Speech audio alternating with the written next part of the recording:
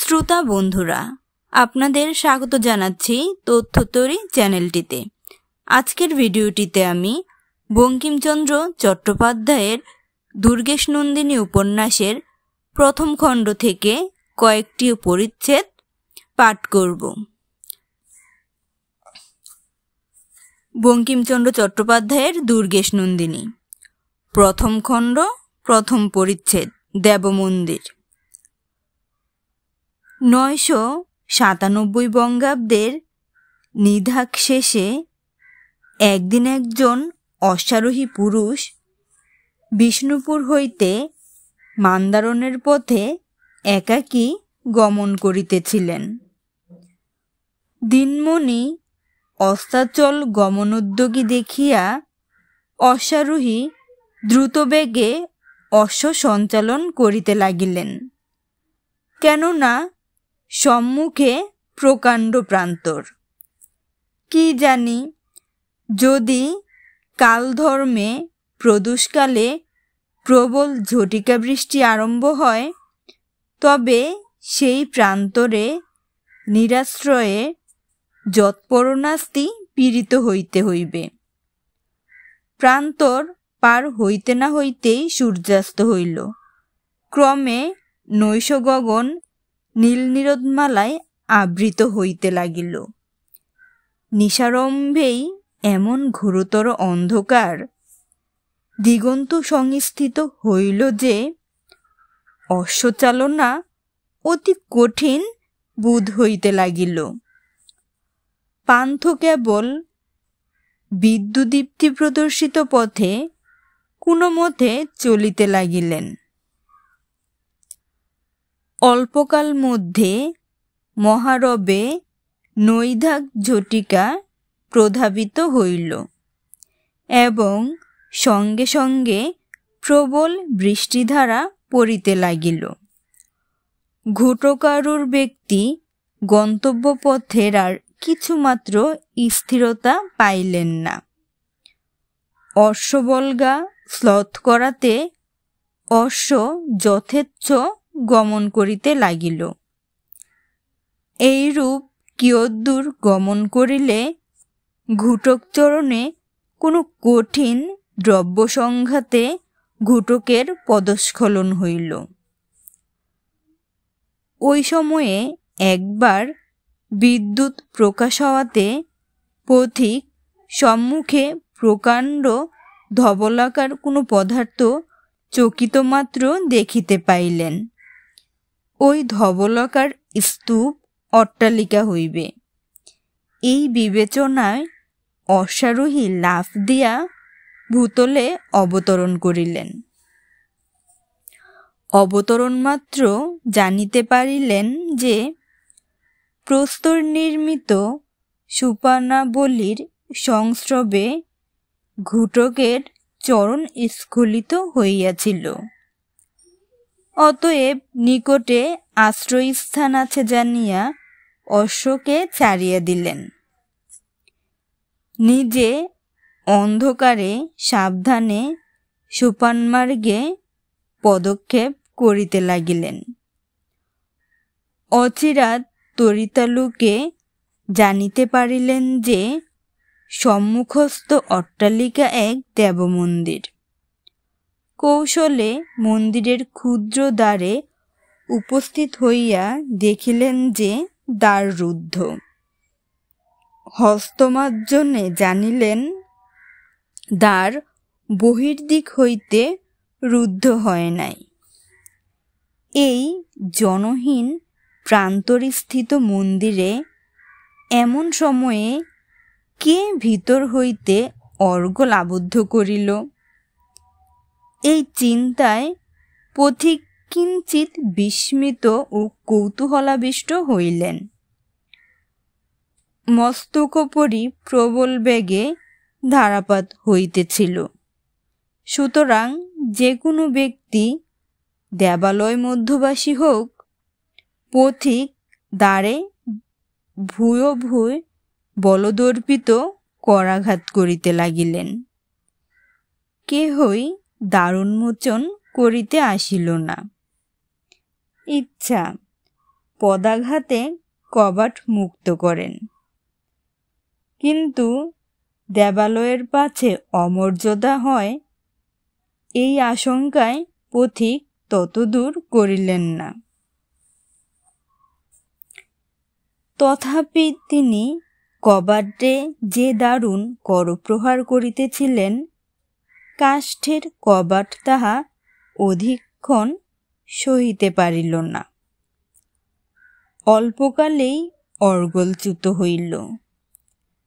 দ্বার খুলিয়া যাইবা মাত্র যুবা যেমন মন্দিরাভ্যন্তরে প্রবেশ করিলেন, অমনই মন্দির মধ্যে অস্ফুট চিৎকারধ্বনি তাহার কর্ণে প্রবেশ করিল ও তন্মুহূর্তে মুক্ত দ্বারপথে ঝটিকাবেগ প্রবাহিত হওয়াতে তথা যে ক্ষীণ প্রদীপ জ্বলিতেছিল তাহা নিবিয়া গেল। মন্দির মধ্যে মনুষ্যই বা কে আছে, দেবই বা কি মূর্তি? প্রবেশটা তাহার কিছুই দেখিতে পাইলেন না। আপনার অবস্থা এইরূপ দেখিয়া নির্ভীক যুবা পুরুষ কেবল ঈষৎ হাস্য করিয়া প্রথমত ভক্তিভাবে মন্দির মধ্যস্থ অদৃশ্য দেবমূর্তির উদ্দেশ্যে প্রণাম করিলেন। পরে গাত্রোত্থান করিয়া অন্ধকার মধ্যে ডাকিয়া কহিলেন, মন্দির মধ্যে কে আছো? কেহই প্রশ্নের উত্তর করিল না, কিন্তু অলঙ্কার ঝঙ্কার শব্দ কর্ণে প্রবেশ করিল। পথিক তখন বৃথা বাক্য ব্যয় নিষ্প্রয়োজন বিবেচনা করিয়া বৃষ্টিধারা ও ঝটিকার প্রবেশ রুধার্ত দ্বার যুজিত করিলেন এবং ভগ্নার্গলের পরিবর্তে আত্মশরীর দ্বারে নিবিষ্ট করিয়া পুনর্বার কহিলেন, যে কেহ মন্দির মধ্যে থাকো, শ্রবণ করো। এই আমি সশস্ত্র দ্বারদেশে বসিলাম, আমার বিশ্রামের বিঘ্ন করিও না।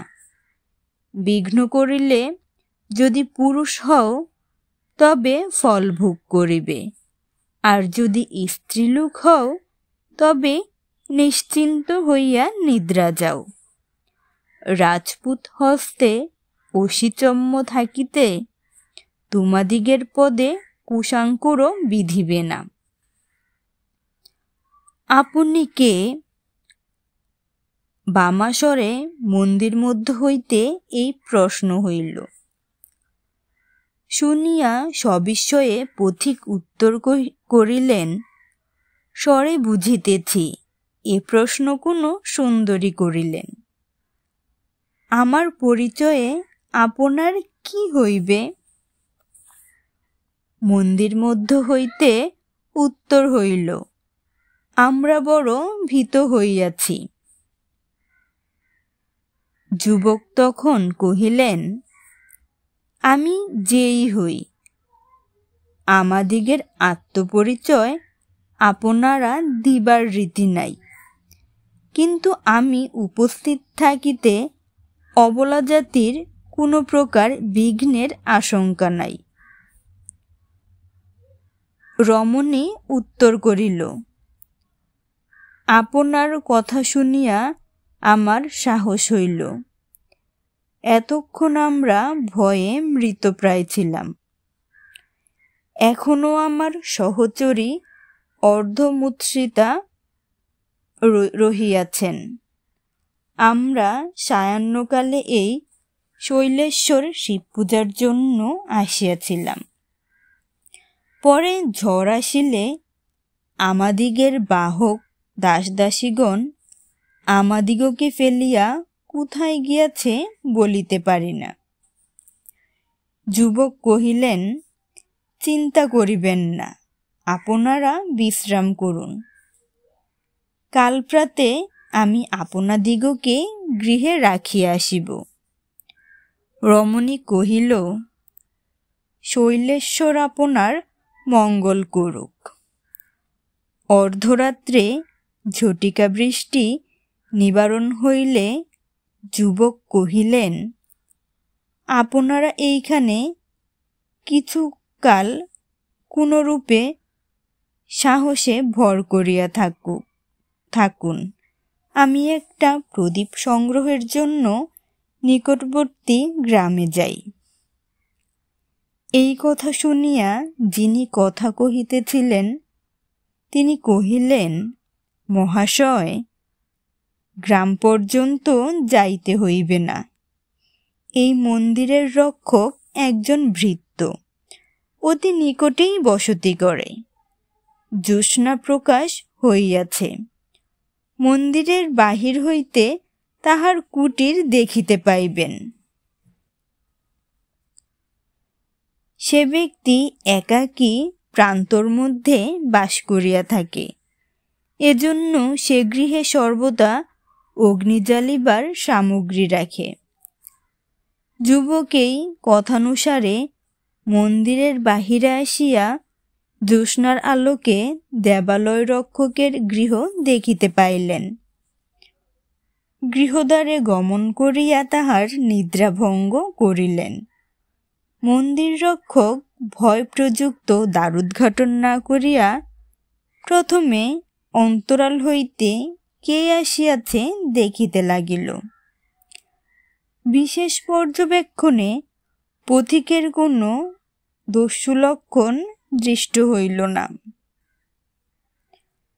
বিশেষত তৎস্বীকৃত অর্থের লোভ সম্বরণ করা তাহার পক্ষে কষ্টসাধ্য হইয়া উঠিল।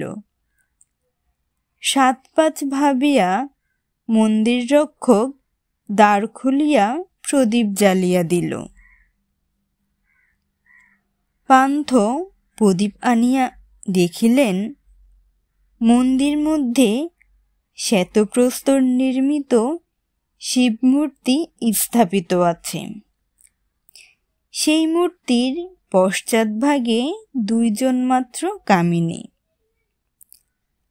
যিনি নবীনা তিনি দীপ দেখিবা মাত্র সাবগুণ্ঠনে নম্রমুখী হইয়া বসিলেন, পরন্তু তাহার অনাবৃত প্রকোষ্ঠে হীরকমণ্ডিত চূড় এবং বিচিত্র কারুকার্য খচিত পরিচ্ছদ, তদুপরি রত্নাভরণ পারিপাট্য দেখিয়া পান্থ নিঃসন্দেহে জানিতে পারিলেন যে এই নবীনা হীনবংশ সম্ভূতা নহে।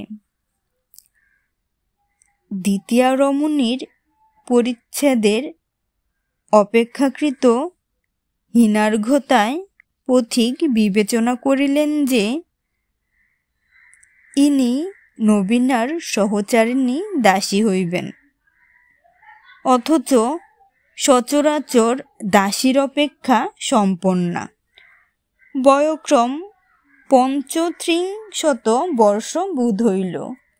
সহজেই যুবা পুরুষের উপলব্ধি হইল যে বয়োজ্যেষ্ঠারই সহিত তাহার কথোপকথন হইতেছিল।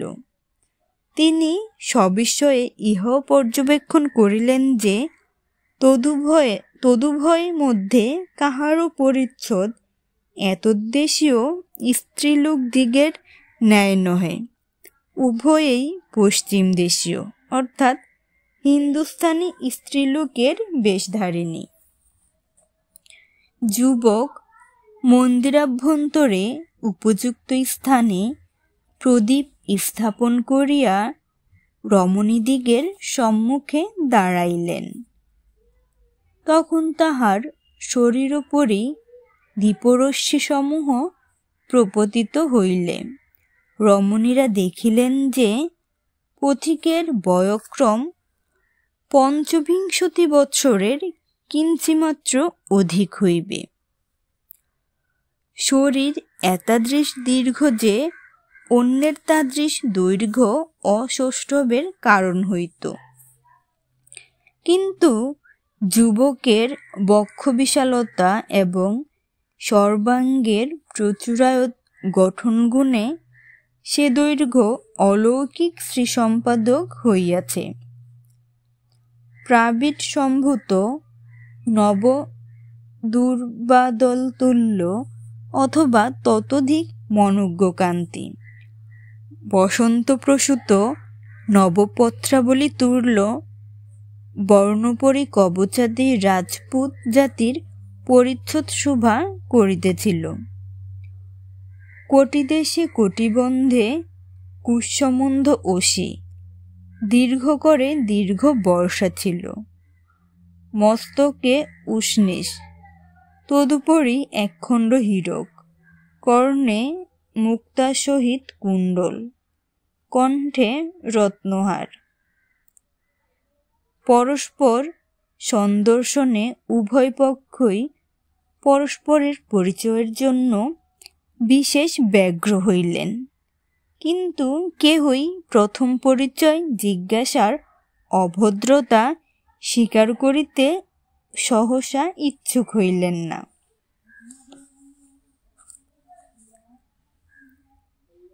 দ্বিতীয় পরিচ্ছেদ আলাপ। প্রথমে যুবক নিজ কৌতূহল পরবশতা প্রকাশ করিলেন। বয়োজ্যেষ্ঠাকে সম্বোধন করিয়া কহিলেন, অনুভবে বুঝিতেছি আপনারা ভাগ্যবানের পুরস্ত্রী। পরিচয় জিজ্ঞাসা করিতে সংকোচ হইতেছে, কিন্তু আমার পরিচয় দেওয়ার পক্ষে যে প্রতিবন্ধক, আপনাদের সে প্রতিবন্ধক না থাকিতে পারে, এজন্য জিজ্ঞাসা করিতে সাহস করিতেছি। জ্যেষ্ঠা কহিলেন, স্ত্রীলোকের পরিচয়ই বা কি? যাহারা কুলোপাধি ধারণ করিতে পারে না, তাহারা কি বলিয়া পরিচয় দিবে? গোপনে বাস করা যাহাদিগের ধর্ম, তাহারা কি বলিয়া আত্মপ্রকাশ করিবে? যেদিন বিধাতা স্ত্রীলোককে স্বামীর নাম মুখে আনিতে নিষেধ করিয়াছেন, সেই দিন আত্মপরিচয়ের পথও বন্ধ করিয়াছেন। যুবক একথার উত্তর করিলেন না, তাহার মন অন্যদিকে ছিল। নবীনা রমণী ক্রমে ক্রমে অবগুণ্ঠনের কিয়দংশ অপসৃত করিয়া সহচরীর পশ্চাৎভাগ হইতে অনিমেষ চক্ষুতে যুবকের প্রতি দৃষ্টি করিতেছিলেন। কথোপকথন মধ্যে অকস্মাৎ পথিকেরও সেই দিকে দৃষ্টিপাত হইল, আর দৃষ্টি ফিরিল না। তাহার বোধ হইল যেন তাদৃশ অলৌকিক রূপরাশি আর কখনো দেখিতে পাইবেন না। যুবতীর চক্ষুর্দয়ের সহিত পথিকের চক্ষু সম্মিলিত হইল। যুবতী অমনি লোচনযুগল বিনত করিলেন। সহচরী বাক্যের উত্তর না পাইয়া পথিকের মুখপানে চাহিলেন। কোন দিকে তাহার দৃষ্টি, তাহাও নিরীক্ষণ করিলেন, এবং সমভিব্যাহারিণী যে যুবক প্রতি সতৃষ্ণ নয়নে চাহিতেছিলেন, তাহা জানিতে পারিয়া নবীনার কানে কানে কহিলেন, কি লো, শিব সাক্ষাৎ স্বয়ংবরা হবি নাকি? নবীনা সহচরীকে অঙ্গুলি নিপীড়িত করিয়া তদ্রূপ মৃদুস্বরে কহিল, তুমি নিপাত যাও। চতুরা সহচারিণী এই দেখিয়া মনে মনে ভাবিলেন যে লক্ষণ দেখিতেছি, পাছে এই অপরিচিত যুবা পুরুষের তেজপুঞ্জ কান্তি দেখিয়া আমার হস্ত সমর্পিতা এই বালিকা মন্থর সরজালে বিদ্ধ হয়। তবে আর কিছু হোক না হোক, ইহার মনের সুখ চিরকালের জন্য নষ্ট হইবে। অতএব সে পথ এখনই রুদ্ধ করা আবশ্যক। কিরূপেই বা এ অভিপ্রায় সিদ্ধ হয়? যদি ইঙ্গিতে বা ছলনাক্রমে যুবককে স্থানান্তরে প্রেরণ করিতে পারি, তবে তাহা কর্তব্য বটে। এই ভাবিয়া নারী স্বভাবসিদ্ধ চতুরতার সহিত কহিলেন, মহাশয়, স্ত্রীলোকের সুনাম এমনই অপদার্থ বস্তু যে বাতাসের ভর সহে না। আজিকার এই প্রবল ঝড়ে রক্ষা পাওয়া দুষ্কর। অতএব এক্ষণে ঝড় থামিয়াছে। দেখি যদি আমরা পদব্রজে বাটি গমন করিতে পারি। যুবা পুরুষ উত্তর করিলেন, যদি একান্ত এ নিশীথে আপনারা পদব্রজে যাইবেন, তবে আমি আপনাদিগকে রাখিয়া আসিতেছি। এক্ষণে আকাশ পরিষ্কার হইয়াছে। আমি এতক্ষণ নিজ স্থানে যাত্রা করিতাম, কিন্তু আপনার সখীর সদৃশ রূপসীকে বিনা রক্ষকে রাখিয়া যাইব না বলিয়াই এখনো এই স্থানে আছি। কামিনী উত্তর করিল, আমি আপনি আমাদিগের প্রতি যেরূপ দয়া প্রকাশ করিতেছেন, তাহাতে পাছে আমাদিগকে অকৃতজ্ঞ মনে করেন, এজন্যই সকল কথা ব্যক্ত করিয়া বলিতে পারিতেছি না। মহাশয়, স্ত্রীলোকের মন্দ কপালের কথা আপনার সাক্ষাতে আর কি বলিব? আমরা সহজে অবিশ্বাসিনী। আপনি আমাদিগকে রাখিয়া আসিলে আমাদিগের সৌভাগ্য।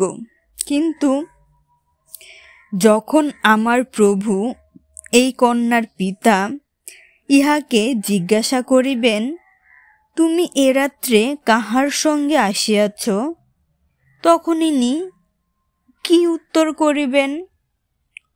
যুবক ক্ষণকাল চিন্তা করিয়া কহিলেন, এই উত্তর করিবেন যে আমি মহারাজ মানসিংহের পুত্র জগৎ সিংহের সঙ্গে আসিয়াছি। যদি তন্মুহূর্তে মন্দির মধ্যে বজ্রপতন হইত, তাহা হইলেও মন্দিরবাসিনী স্ত্রীলোকেরা অধিকতর চমকিত হইয়া উঠিতেন না। উভয়েই অমনি গাত্রোত্থান করিয়া দণ্ডায়মান হইলেন। কনিষ্ঠা শিবলিঙ্গের পশ্চাতে সরিয়া গেলেন। বাগ্বিদগ্ধা বয়োধিকা গলদেশে অঞ্চল দিয়া দণ্ডবত হইলেন। অঞ্জলিবদ্ধ করে কহিলেন, যুবরাজ, না জানিয়া সহস্র অপরাধ করিয়াছি।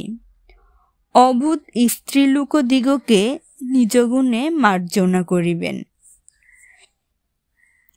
যুবরাজ হাসিয়া কহিলেন, এ সকল গুরুতর অপরাধের ক্ষমা নাই। তবে ক্ষমা করি যদি পরিচয় দাও। পরিচয় না দিলে অবশ্য সমুচিত দণ্ড দিব।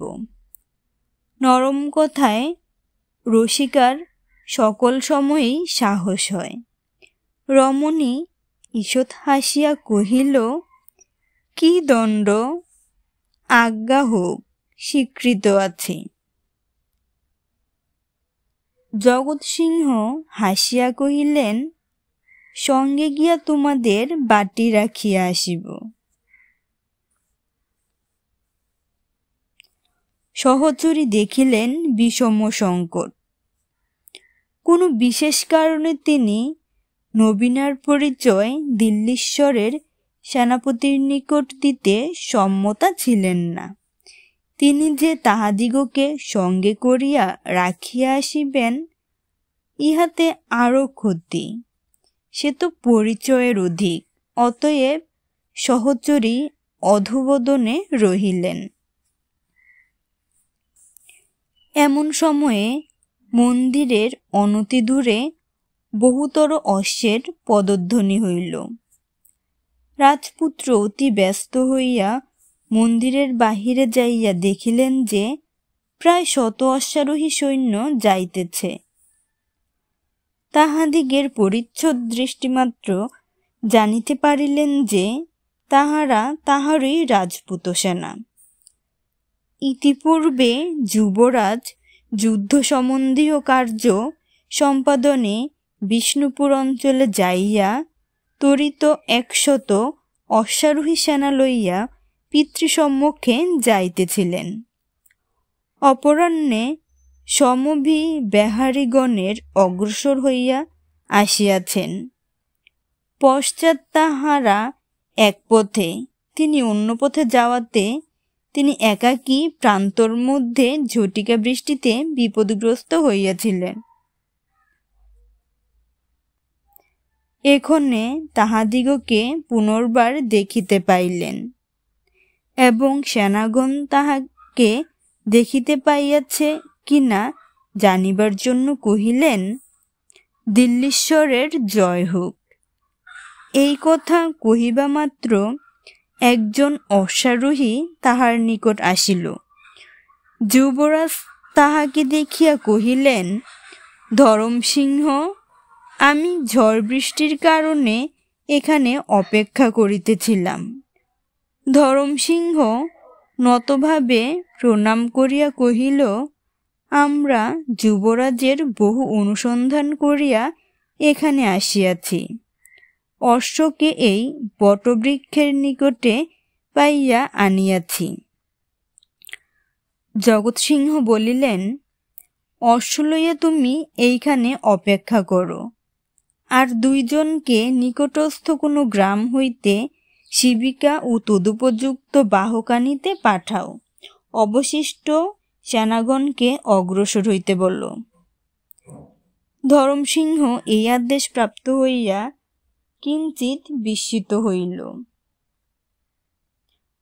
কিন্তু প্রভুর আজ্ঞায় প্রশ্ন অনাবশ্যক জানিয়া যে আজ্ঞা বলিয়া সৈন্যদিগকে যুবরাজের অভিপ্রায় জানাইল। সৈন্য মধ্যে কেহ কেহ শিবিকার বার্তা শুনিয়া ঈষৎ হাস্য করিয়া অপরকে কহিল, আজ যে বড় নূতন পদ্ধতি। কেহ বা উত্তর করিল, না, হবে কেন? মহারাজ রাজপুতপতির 100 মহর্ষি। এদিকে যুবরাজের অনুপস্থিতিকালে অবসর পাইয়া অবগুণ্ঠন মোচনপূর্বক সুন্দরী সহচরীকে কহিল, বিমল, রাজপুত্রকে পরিচয় দিতে তুমি অসম্মত কেন? বিমলা কহিল, সে কথার উত্তর আমি তোমার পিতার কাছে দিব। এক্ষণে আবার এ কিসের গোলযোগ শুনিতে পাই? নবীনা কহিল, বোধ করি রাজপুত্রের কোনো সৈন্যাদি তাহার অনুসন্ধানে আসিয়া থাকিবে। যেখানে স্বয়ং যুবরাজ রহিয়াছেন সেখানে চিন্তা করো কেন? যে অশ্বারোহীগণ শিবিকা বাহকাদির অন্বেষণে গমন করিয়াছিল, তাহারা প্রত্যাগমন করিবার পূর্বেই যে বাহক ও রক্ষীবর্গ স্ত্রীদিগকে রাখিয়া বৃষ্টির সময়ে গ্রাম মধ্যে গিয়া আশ্রয় লইয়াছিলেন, তাহারা ফিরিয়া আসিল। দূর হইতে তাহাদিগকে দেখিয়া জগৎসিংহ মন্দির মধ্যে পুনঃপ্রবেশপূর্বক পরিচারিকাকে কহিলেন, কয়েকজন অস্ত্রধারী ব্যক্তির সহিত বাহকগণ শিবিকা লইয়া আসিতেছে। উহারা তোমাদিগের লোক কি না বাহিরে আসিয়া দেখো। বিমলা মন্দির দ্বারে দাঁড়াইয়া দেখিল যে তাহারা তাহাদিগের রক্ষীগণ বটে। রাজকুমার কহিলেন, তবে আমি আর এখানে দাঁড়াইব না। আমার সহিত ইহাদিগের সাক্ষাতে অনিষ্ট ঘটিতে পারে, অতএব আমি চলিলাম। শৈলেশ্বরের নিকটে প্রার্থনা করি তোমরা নির্বিঘ্নে বাটি উপস্থিত হও। তোমাদিগের নিকট এই প্রার্থনা করি যে আমার সহিত সাক্ষাৎ হইয়াছিল এ কথা সপ্তাহ মধ্যে প্রকাশ করিও না, বিস্তৃত হইও না, বরং শরণার্থ এই সামান্য বস্তু নিকটে রাখো। আর আমি তোমার প্রভুকন্যার যে পরিচয় পাইলাম, এই কথাই আমার হৃদয়ে শরণার্থ চিহ্নস্বরূপ রহিল। এই বলিয়া উষ্ণীষ হইতে মুক্তাহার লইয়া বিমলার মস্তকে স্থাপন করিলেন। বিমলা মহার্ঘরত্নহার কেশপাশে ধরিয়া রাজকুমারকে বিনীতভাবে প্রণাম করিয়া কহিল, যুবরাজ, আমি যে পরিচয় দিলাম না, ইহাতে আমাকে অপরাধিনী ভাবিবেন না। ইহার অবশ্য উপযুক্ত কারণ আছে। যদি আপনি এ বিষয়ে নিতান্ত কৌতূহলাক্রান্ত হইয়া থাকেন, তবে অদ্য হইতে পক্ষান্তরে আপনার সহিত কোথায় সাক্ষাৎ হইতে পারিবে বলিয়া দিন। জগৎসিংহ কিয়ৎকাল চিন্তা করিয়া কহিলেন, অদ্য হইতে পক্ষান্তরে রাত্রিকালে এই মন্দির মধ্যেই আমার সাক্ষাৎ পাইবে। এই স্থলে দেখা না পাও, সাক্ষাৎ হইল না। দেবতা আপনাকে রক্ষা করুন বলিয়া বিমলা পুনর্বার প্রণতা হইল। রাজকুমার পুনর্বার অনিবার্য তৃষ্ণাকাতর লোচনে যুবতীর প্রতি দৃষ্টিপাত করিয়া লম্ফ দিয়া অশ্বারোহণ পূর্বক চলিয়া গেলেন। তৃতীয় পরিচ্ছেদ, মুঘল পাঠান। নিশীথকালে জগৎসিংহ শৈলেশ্বরের মন্দির হইতে যাত্রা করিলেন। আপাতত তাহার অনুগমনে অথবা মন্দিরাধিষ্ঠাত্রী মনোমোহিনীর সংবাদ কথনে পাঠক মহাশয়দিগের কৌতূহল নিবারণ করিতে পারিলাম না। জগৎসিংহ রাজপুত কি প্রয়োজনে বঙ্গদেশে আসিয়াছিলেন, কেনই বা প্রান্তর মধ্যে একাকী গমন করিতেছিলেন, তৎপরিচয় উপলক্ষে এই সময়ের বঙ্গদেশ সম্বন্ধীয় রাজকীয় ঘটনা কতক কতক সংক্ষেপে বিবৃত করিতে হইল। অতএব এই পরিচ্ছেদ ইতিবৃত্ত সম্পর্কীয়। পাঠকবর্গ একান্ত অধীর হইলে ইহা ত্যাগ করিতে পারেন, কিন্তু গ্রন্থকারের পরামর্শ এই যে অধৈর্য ভালো নহে।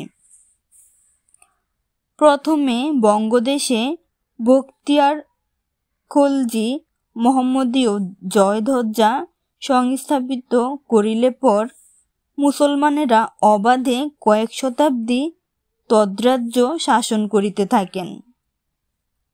972 হে অব্দে সুবিখ্যাত সুলতান বাবর রণক্ষেত্রে দিল্লির বাদশাহ ইব্রাহিম লোদিকে পরাভূত করিয়া তৎসিংহাসনে আরোহণ করিলেন। কিন্তু তৎকালেই বঙ্গদেশ তৈমুরলঙ্গ বংশীয়দিগের দণ্ডাধীন হয় নাই। যতদিন না মুঘল সম্রাটদিগের কুলতিলক আকবরের অভ্যুদয় হয়, ততদিন এদেশে স্বাধীন পাঠান রাজগণ রাজত্ব করিতেছিলেন। কুক্ষণে নির্ভুত দাউদ খাঁ সুপ্ত সিংহের অঙ্গে হস্তক্ষেপণ করিলেন। আত্মকর্মফলে আকবরের সেনাপতি মনাইম খাঁ কর্তৃক পরাজিত হইয়া রাজ্যভ্রষ্ট হইলেন।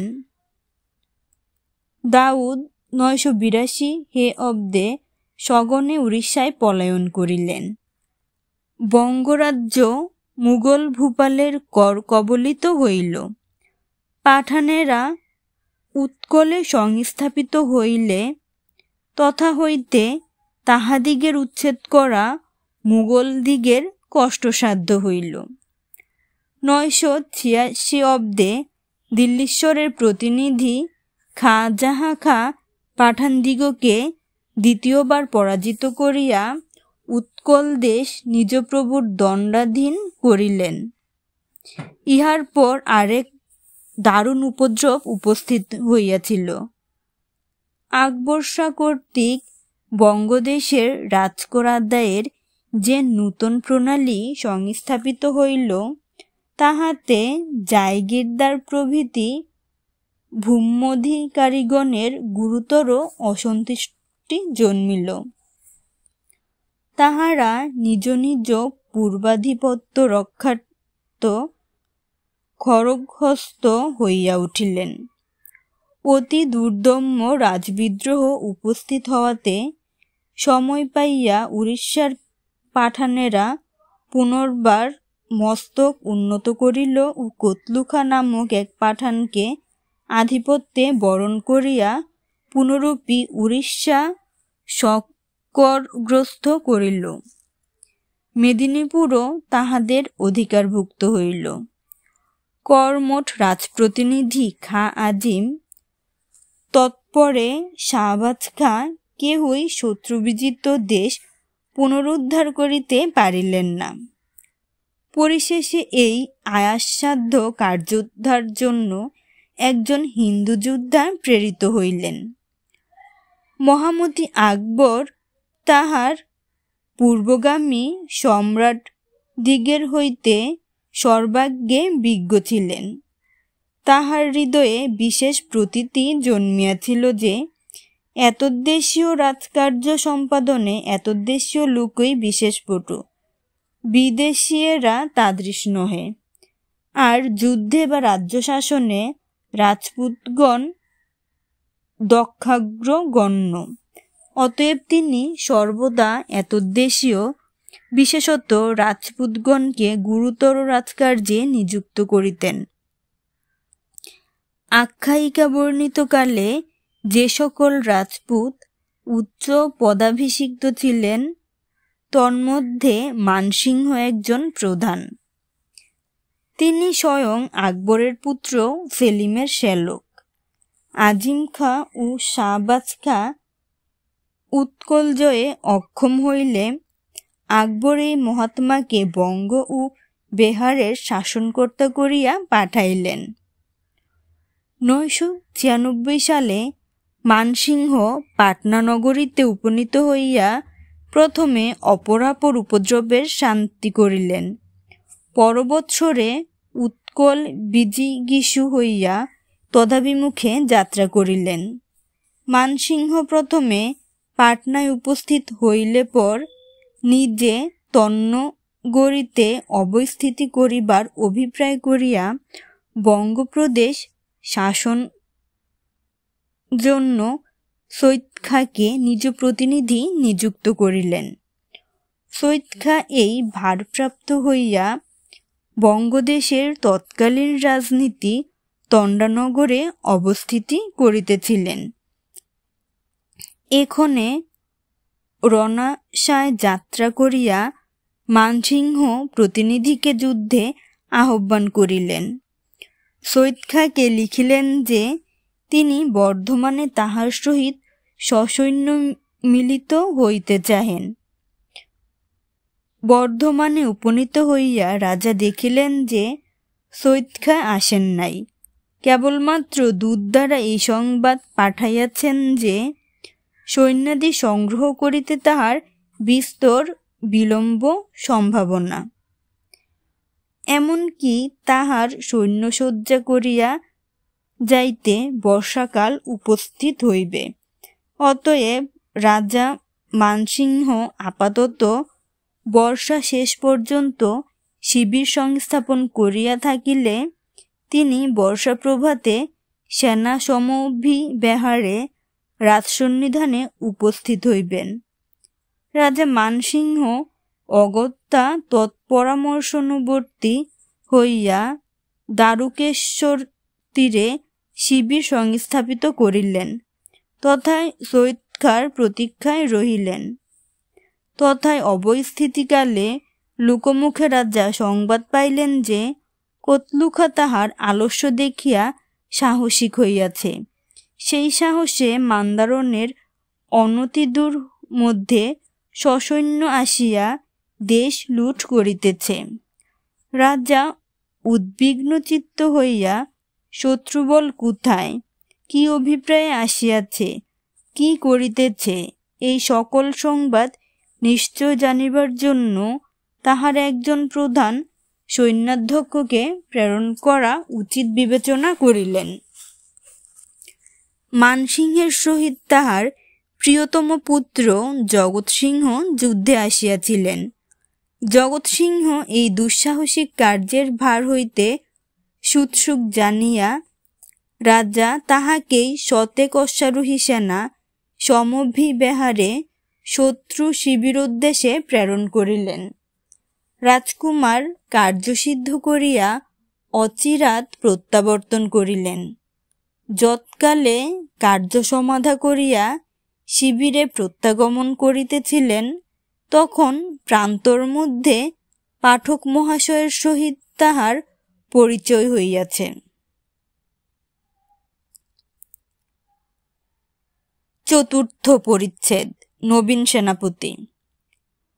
শৈলেশ্বর মন্দির হইতে যাত্রা করিয়া জগৎসিংহ পিতৃশিবিরে উপস্থিত হইলে পর মহারাজ মানসিংহ পুত্র প্রমুখাৎ অবগত হইলেন যে প্রায় ৫০,০০০ পাঠান সেনা ধরপুর গ্রামের নিকট শিবির সংস্থাপন করিয়া নিকটস্থ গ্রাম সকল লুট করিতেছে এবং স্থানে স্থানে দুর্গ নির্মাণ বা অধিকার করিয়া তদাশ্রয়ে এক প্রকার নির্বিঘ্নে আছে। মানসিংহ দেখিলেন যে পাঠানদিগের দুর্বৃত্তির আশুদমন নিতান্ত আবশ্যক হইয়াছে, কিন্তু এই কার্য অতি দুঃসাধ্য। কর্তব্য নিরূপণ জন্য সমভিব্যাহারী সেনাপতিগণকে একত্র করিয়া এই সকল বৃত্তান্ত বিবৃত করিলেন এবং কহিলেন, দিনে দিনে গ্রাম গ্রাম পরগনা পরগনা দিল্লীশ্বরের হস্তস্থলিত হইতেছে। এক্ষণে পাঠানদিগকে শাসিত না করিলেই নয়, কিন্তু কি প্রকারেই বা তাহাদিগের শাসন হয়? তাহারা আমাদিগের অপেক্ষা সংখ্যায় বলবান, তাহাতে আবার দুর্গ শ্রেণীর আশ্রয়ে থাকিয়া যুদ্ধ করিবে।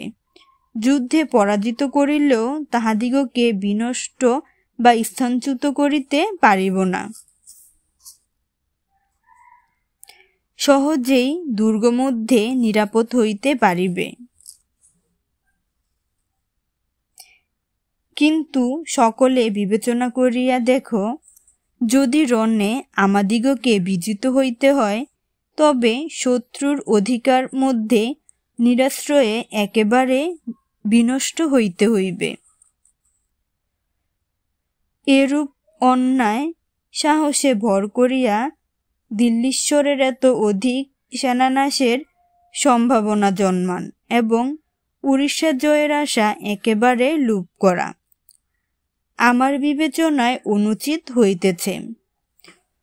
সৈয়দ খাঁর প্রতীক্ষা করাই উচিত হইতেছে, অথচ বৈরী শাসনের আশু কোনো উপায় করাও আবশ্যক হইতেছে। তোমরা কি পরামর্শ দাও? বৃদ্ধ সেনাপতিগণ সকলে একমত হইয়া এই পরামর্শ স্থির করিলেন যে আপাতত সৈয়দ খাঁর প্রতীক্ষায় থাকাই কর্তব্য। রাজা মানসিংহ কহিলেন, আমি অভিপ্রায় করিতেছি যে সমুদায় সৈন্যনাশের সম্ভাবনা না রাখিয়া কেবল অল্প সংখ্যক সেনা কোনো দক্ষ সেনাপতির সহিত শত্রু সম্মুখে প্রেরণ করি। একজন প্রাচীন মুঘল সৈনিক কহিলেন, মহারাজ, যথাতাবৎ সেনা পাঠাইতেও আশঙ্কা, তথা অল্প সংখ্যক সেনার দ্বারা কোন কার্য স্বাধীন হইবে? মানসিংহ কহিলেন, অল্প সেনা সম্মুখ রণে অগ্রসর হইতে পাঠাইতে চাহিতেছি না। ক্ষুদ্র বল অস্পষ্ট থাকিয়া গ্রাম পীড়নাসক্ত পাঠানদিগের সামান্য দল সকল কতক দমনে রাখিতে পারিবে।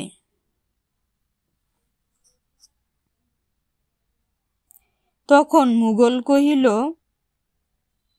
মহারাজ, নিশ্চিন্ত কালগ্রাসে কোন সেনাপতি যাইবে? মানসিংহ ভ্রুভঙ্গি কহিয়া কহিলেন, কি, এত রাজপুত ও মুঘল মধ্যে মৃত্যুকে ভয় করে না এমন কি কেহই নাই? এই কথা শ্রুতিমাত্র ৫-৭ জন মুঘল ও রাজপুত গাত্রোত্থান করিয়া কহিল, মহারাজ, দাসেরা যাইতে প্রস্তুত আছে। জগৎ সিংহ তথায় উপস্থিত ছিলেন। তিনি সর্বাপেক্ষা বয়োকনিষ্ঠ। সকলের পশ্চাতে থাকিয়া কহিলেন, অনুমতি হইলে এ দাসও দিল্লীশ্বরের কার্য সাধনে যত্ন করে। রাজা মানসিংহ সম্মিত বদনে কহিলেন, না, হবে না। আজ জানিলাম যে মুঘল রাজপুত নাম লুপের বিলম্ব আছে। তোমরা সকলেই এ দুষ্কর কার্যে প্রস্তুত। এখন কাহাকে রাখিয়া কাহাকে পাঠাই? একজন পারিষদ সহাস্যে কহিল, মহারাজ, অনেকে যে এ কার্যে উদ্যত হইয়াছেন সে ভালোই হইয়াছে। এই উপলক্ষে সেনাব্যয়ের অল্পতা করিতে পারিবেন।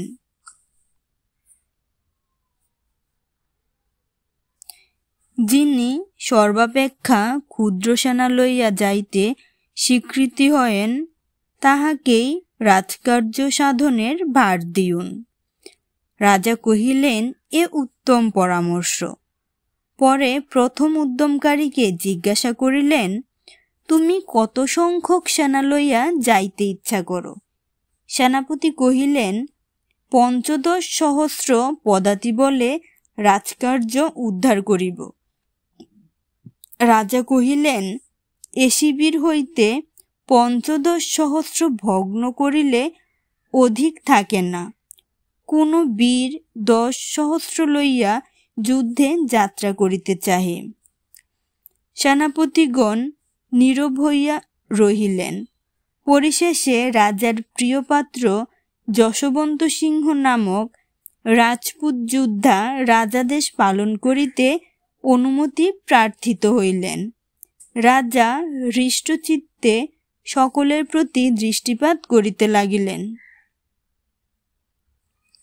কুমার জগৎ সিংহ তাহার দৃষ্টির অভিলাষী হইয়া দাঁড়াইয়াছিলেন। তৎপ্রতি রাজার দৃষ্টি নিক্ষিপ্ত হইবা মাত্র তিনি বিনীতভাবে কহিলেন, মহারাজ, রাজপ্রাসাদ হইলে এ দাস ৫০ সহস্র সহায়ে কতলুখাকে সুবর্ণরেখা পারে রাখিয়া আইছে। রাজা মানসিংহ অবাক হইলেন। সেনাপতিগণ কানাকানি করিতে লাগিলেন। ক্ষণেক পরে রাজা কহিলেন, পুত্র, আমি জানি যে তুমি রাজপুত কুলের গরিমা, কিন্তু তুমি অন্যায় সাহস করিতেছ। জগৎ সিংহ বদ্ধাঞ্জলি হইয়া কহিলেন, যদি প্রতিজ্ঞা পালন না করিয়া বাদশাহের সেনাবল অপচয় করি, তবে রাজদণ্ডে দণ্ডনীয় হইব। রাজা মানসিংহ কিয়ৎক্ষণ চিন্তা করিয়া কহিলেন, আমি তোমার রাজপুত কুলধর্ম প্রতিপালনের ব্যাঘাত করিব না।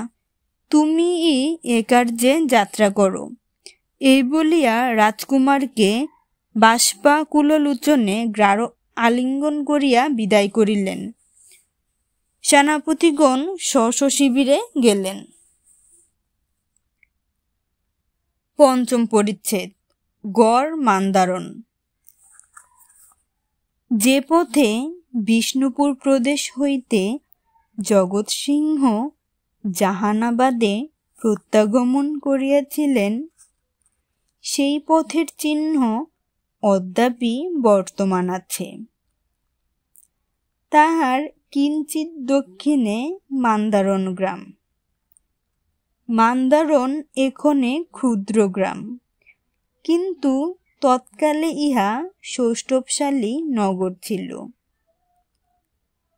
যে রমণীদিগের সহিত জগৎ সিংহের মন্দির মধ্যে সাক্ষাৎ হয়, তাহারা মন্দির হইতে যাত্রা করিয়া এই গ্রামাভিমুখে গমন করেন। গড়মান্দারণে কয়েকটি প্রাচীন দুর্গ ছিল, এই জন্যই তাহার নাম গড়মান্দারণ হইয়া থাকিবে। নগর মধ্যে আমোদর নদী প্রবাহিত। এক স্থানে নদীর গতি এতদৃশ বক্রতাপ্রাপ্ত হইয়াছিল যে তদ্দ্বারা পার্শ্বস্থ একখণ্ড ত্রিকোণ ভূমির দুই দিক বেষ্টিত হইয়াছিল। তৃতীয় দিকে মানবহস্ত নিখাতে গড় ছিল। এই ত্রিকোণ ভূমিখণ্ডের অগ্রদেশে যথায় নদীর বক্রগতি আরম্ভ হইয়াছে, তথায় এক বৃহৎ দুর্গ জল হইতে আকাশপথে উত্থান করিয়া বিরাজমান ছিল। অট্টালিকা আমূল শির পর্যন্ত কৃষ্ণপ্রস্তর নির্মিত। দুই দিকে প্রবল নদী প্রবাহ দুর্গমূল প্রহত করিত। অদ্যাপি পর্যটক গড়মান্দারণ গ্রামে এই আয়াসলঙ্ঘ দুর্গের বিশাল স্তূপ দেখিতে পাইবেন। দুর্গের নিম্নভাগ মাত্র এখনে বর্তমান আছে। অট্টালিকা কালের করাল স্পর্শে ধূলিরাশি হইয়া গিয়াছে। তদুপরি তিনতিরি, মাধবী প্রভৃতি বৃক্ষ ও লতা সকল কাননাকারে বহুতর ভুজঙ্গ, ভল্লুকাদি হিংস্র পশুগণকে আশ্রয় দিতেছে। নদী পারে অপর কয়েকটা দুর্গ ছিল। বাঙ্গালার পাঠান সম্রাটদিগের শিরোভূষণ হুসেন শাহর বিখ্যাত সেনাপতি ইসমাইল গাজী এই দুর্গ নির্মাণ করেন, কিন্তু কালক্রমে জয়ধর সিংহ নামে একজন হিন্দু সৈনিক ইহা জায়গির পান। এক্ষণে বীরেন্দ্র সিংহ নামা জয়ধর সিংহের একজন উত্তর পুরুষ এখানে বসতি করিতেন। যৌবনকালে বীরেন্দ্র সিংহের পিতার সহিত সম্প্রতি ছিল না। বীরেন্দ্র সিংহ স্বভাবত দাম্ভিক এবং অধীর ছিলেন। পিতার আদেশ কদাচিৎ প্রতিপালন করিতেন। এজন্য পিতা পুত্রে সর্বদা বিবাদবৎসা হইত। পুত্রের বিবাহার্থ বৃদ্ধ ভূস্বামী নিকটস্থ স্বজাতির অপর কোনো ভূমিকন্যার সহিত সম্বন্ধ স্থির করিলেন। কন্যার পিতা পুত্রহীন, এজন্য এই বিবাহে বীরেন্দ্রের সম্পত্তি বৃদ্ধির সম্ভাবনা। কন্যাও সুন্দরী বটে, সুতরাং এমত সম্বন্ধ বৃদ্ধের বিবেচনায় অতি আদরণীয় বোধ হইল। তিনি বিবাহের উদ্যোগ করিতে লাগিলেন, কিন্তু বরেন্দ্র সে সম্বন্ধে আদর না করিয়া নিজ পল্লীস্থ এক পতিপুত্রহীনা দরিদ্রা রমণীর দুহিতাকে গোপনে বিবাহ করিয়া আবার বিবাহ করিতে অস্বীকৃত হইলেন। বৃদ্ধ রুষপরবশ হইয়া পুত্রকে গৃহ বহিষ্কৃত করিয়া দিলেন। যুবা পিতৃগৃহ হইতে বহিষ্কৃত হইয়া যুদ্ধবৃত্তি অবলম্বন করণাশায় দিল্লী যাত্রা করিলেন। তাহার সহধর্মিণী তৎকালে অন্তঃসত্ত্বা, এজন্য তাহাকে সমভিবাহারে লইয়া যাইতে পারিলেন না।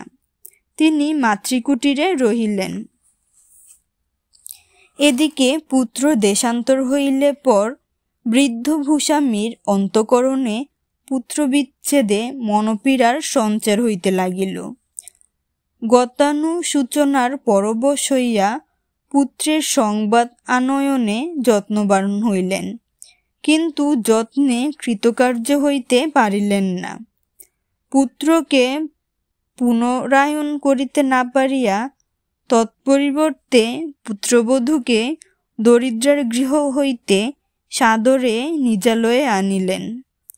উপযুক্তকালে বীরেন্দ্র সিংহের পত্নী এক কন্যা প্রসব করিলেন। কিছুদিন পর কন্যা প্রসূতির পরলোকপ্রাপ্তি হইল। বীরেন্দ্র দিল্লিতে উপনীত হইয়া মুঘল সম্রাটের আজ্ঞাকারী রাজপুত সেনা মধ্যে যুদ্ধে বৃত হইলেন। অল্পকালে নিজ গুণে উচ্চপদস্থ হইতে পারিলেন। বীরেন্দ্র সিংহ কয়েক বৎসরে ধন ও যশ সঞ্চার করিয়া পিতার লোকান্তর সংবাদ পাইলেন, আর এক্ষণে বিদেশ পর্যটন বা পরাধীন বৃত্তি নিষ্প্রয়োজন বিবেচনা করিয়া বাটী প্রত্যাগমন করিলেন। বীরেন্দ্রের সহিত দিল্লি হইতে অনেকানেক সহচর আসিয়াছিল। তন্মধ্যে জৈনিক পরিচারিকা আরেক পরমহংস ছিলেন। এই আখ্যায়িকার এই দুইজনের পরিচয় আবশ্যক হইবে। পরিচায়িকার নাম বিমলা, পরমহংসের নাম অভিরাম স্বামী। বিমলা গৃহকর্মে, বিশেষত বীরেন্দ্রের কন্যার লালন পালন ও রক্ষণাবেক্ষণে নিযুক্ত থাকিলেন। তদ্ব্যতীত দুর্গমধ্যে বিমলার অবস্থিতি করার অন্য কারণ লক্ষিত হইত না, সুতরাং তাহাকে দাসী বলিতে বাধ্য হইয়াছি। কিন্তু বিমলাতে দাসীর লক্ষণ কিছুই ছিল না।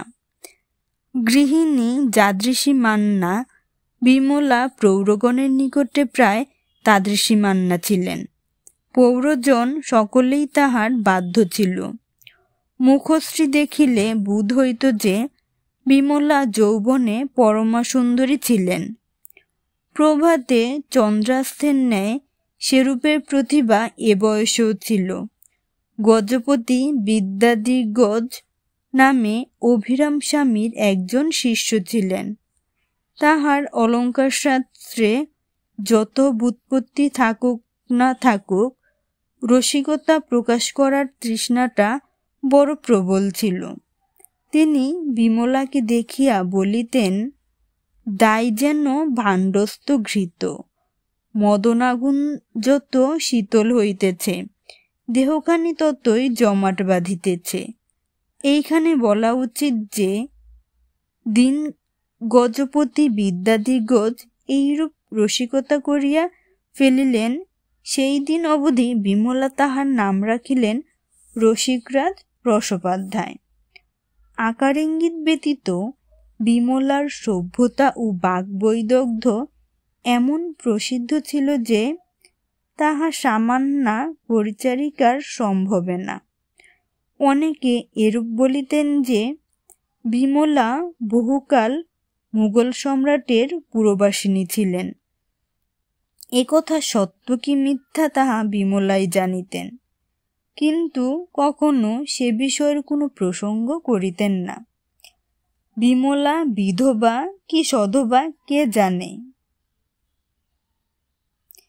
তিনি অলঙ্কার পরিতেন, একাদশী করিতেন না, সধবার ন্যায় সকল আচরণ করিতেন। দুর্গেশ নন্দিনী তিলোত্তমাকে বিমলা যে আন্তরিক স্নেহ করিতেন, তাহার পরিচয় মন্দির মধ্যে দেওয়া গিয়াছে। তিলোত্তমাও বিমলার তদ্রূপ অনুরাগিনী ছিলেন। বীরেন্দ্র সিংহের অপর সমভিব্যাহারী অভিরাম স্বামী সর্বদা দুর্গ মধ্যে থাকিতেন না।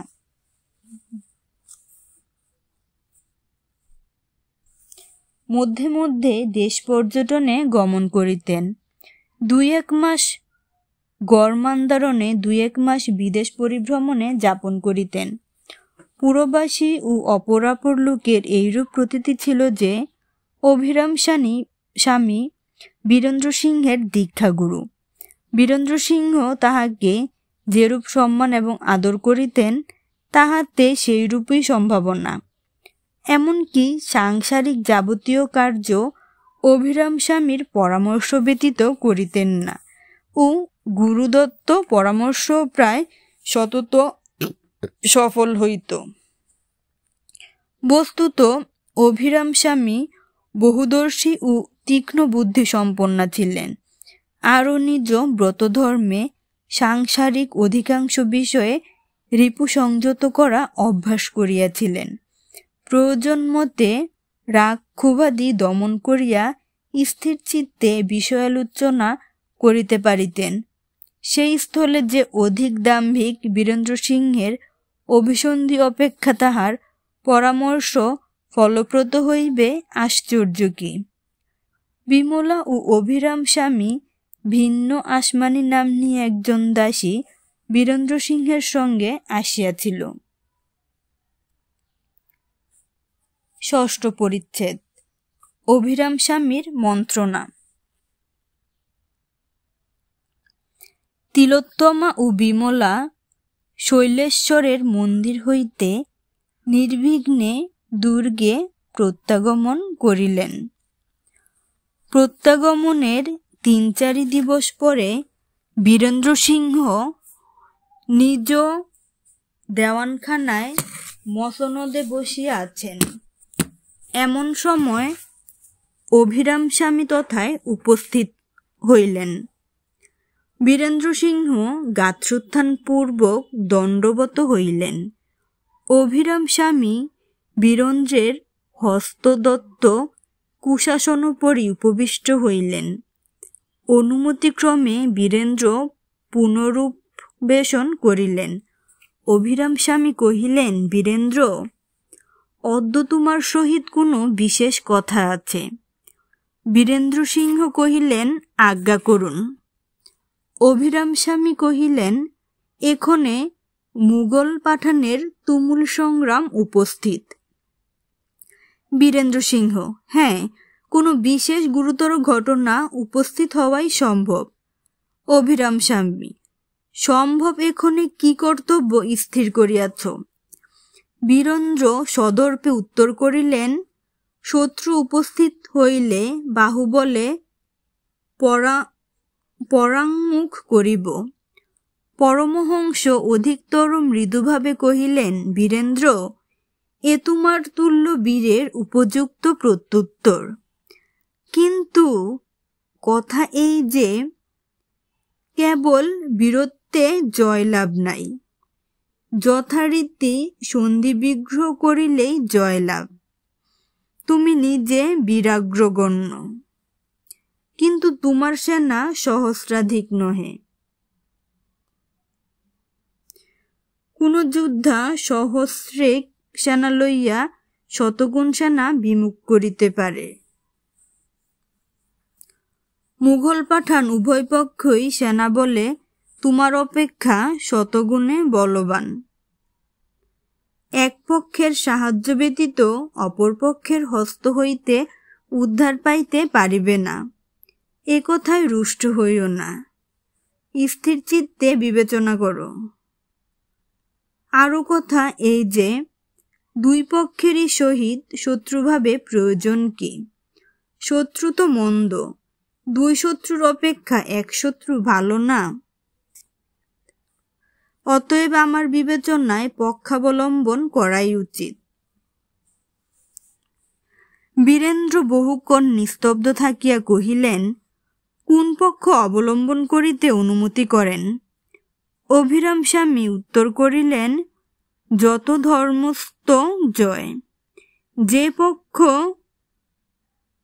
যে পক্ষ অবলম্বন করিলে অধর্ম নাই, সেই পক্ষে যাও।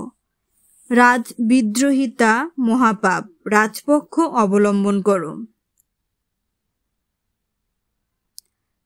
বীরেন্দ্র পুনর্বার ক্ষণেক চিন্তা করিয়া কহিলেন, রাজাকে মুঘল পাঠান উভয়ই রাজত্ব লইয়া বিবাদ। অভিরাম স্বামী উত্তর করিলেন, যিনি করগ্রাহী তিনিই রাজা। বীরেন্দ্র সিংহ, আকবর সাহা, অভিরাম অবশ্য। এই কথায় বীরেন্দ্র সিংহ অপ্রসন্ন মুখভঙ্গি করিলেন।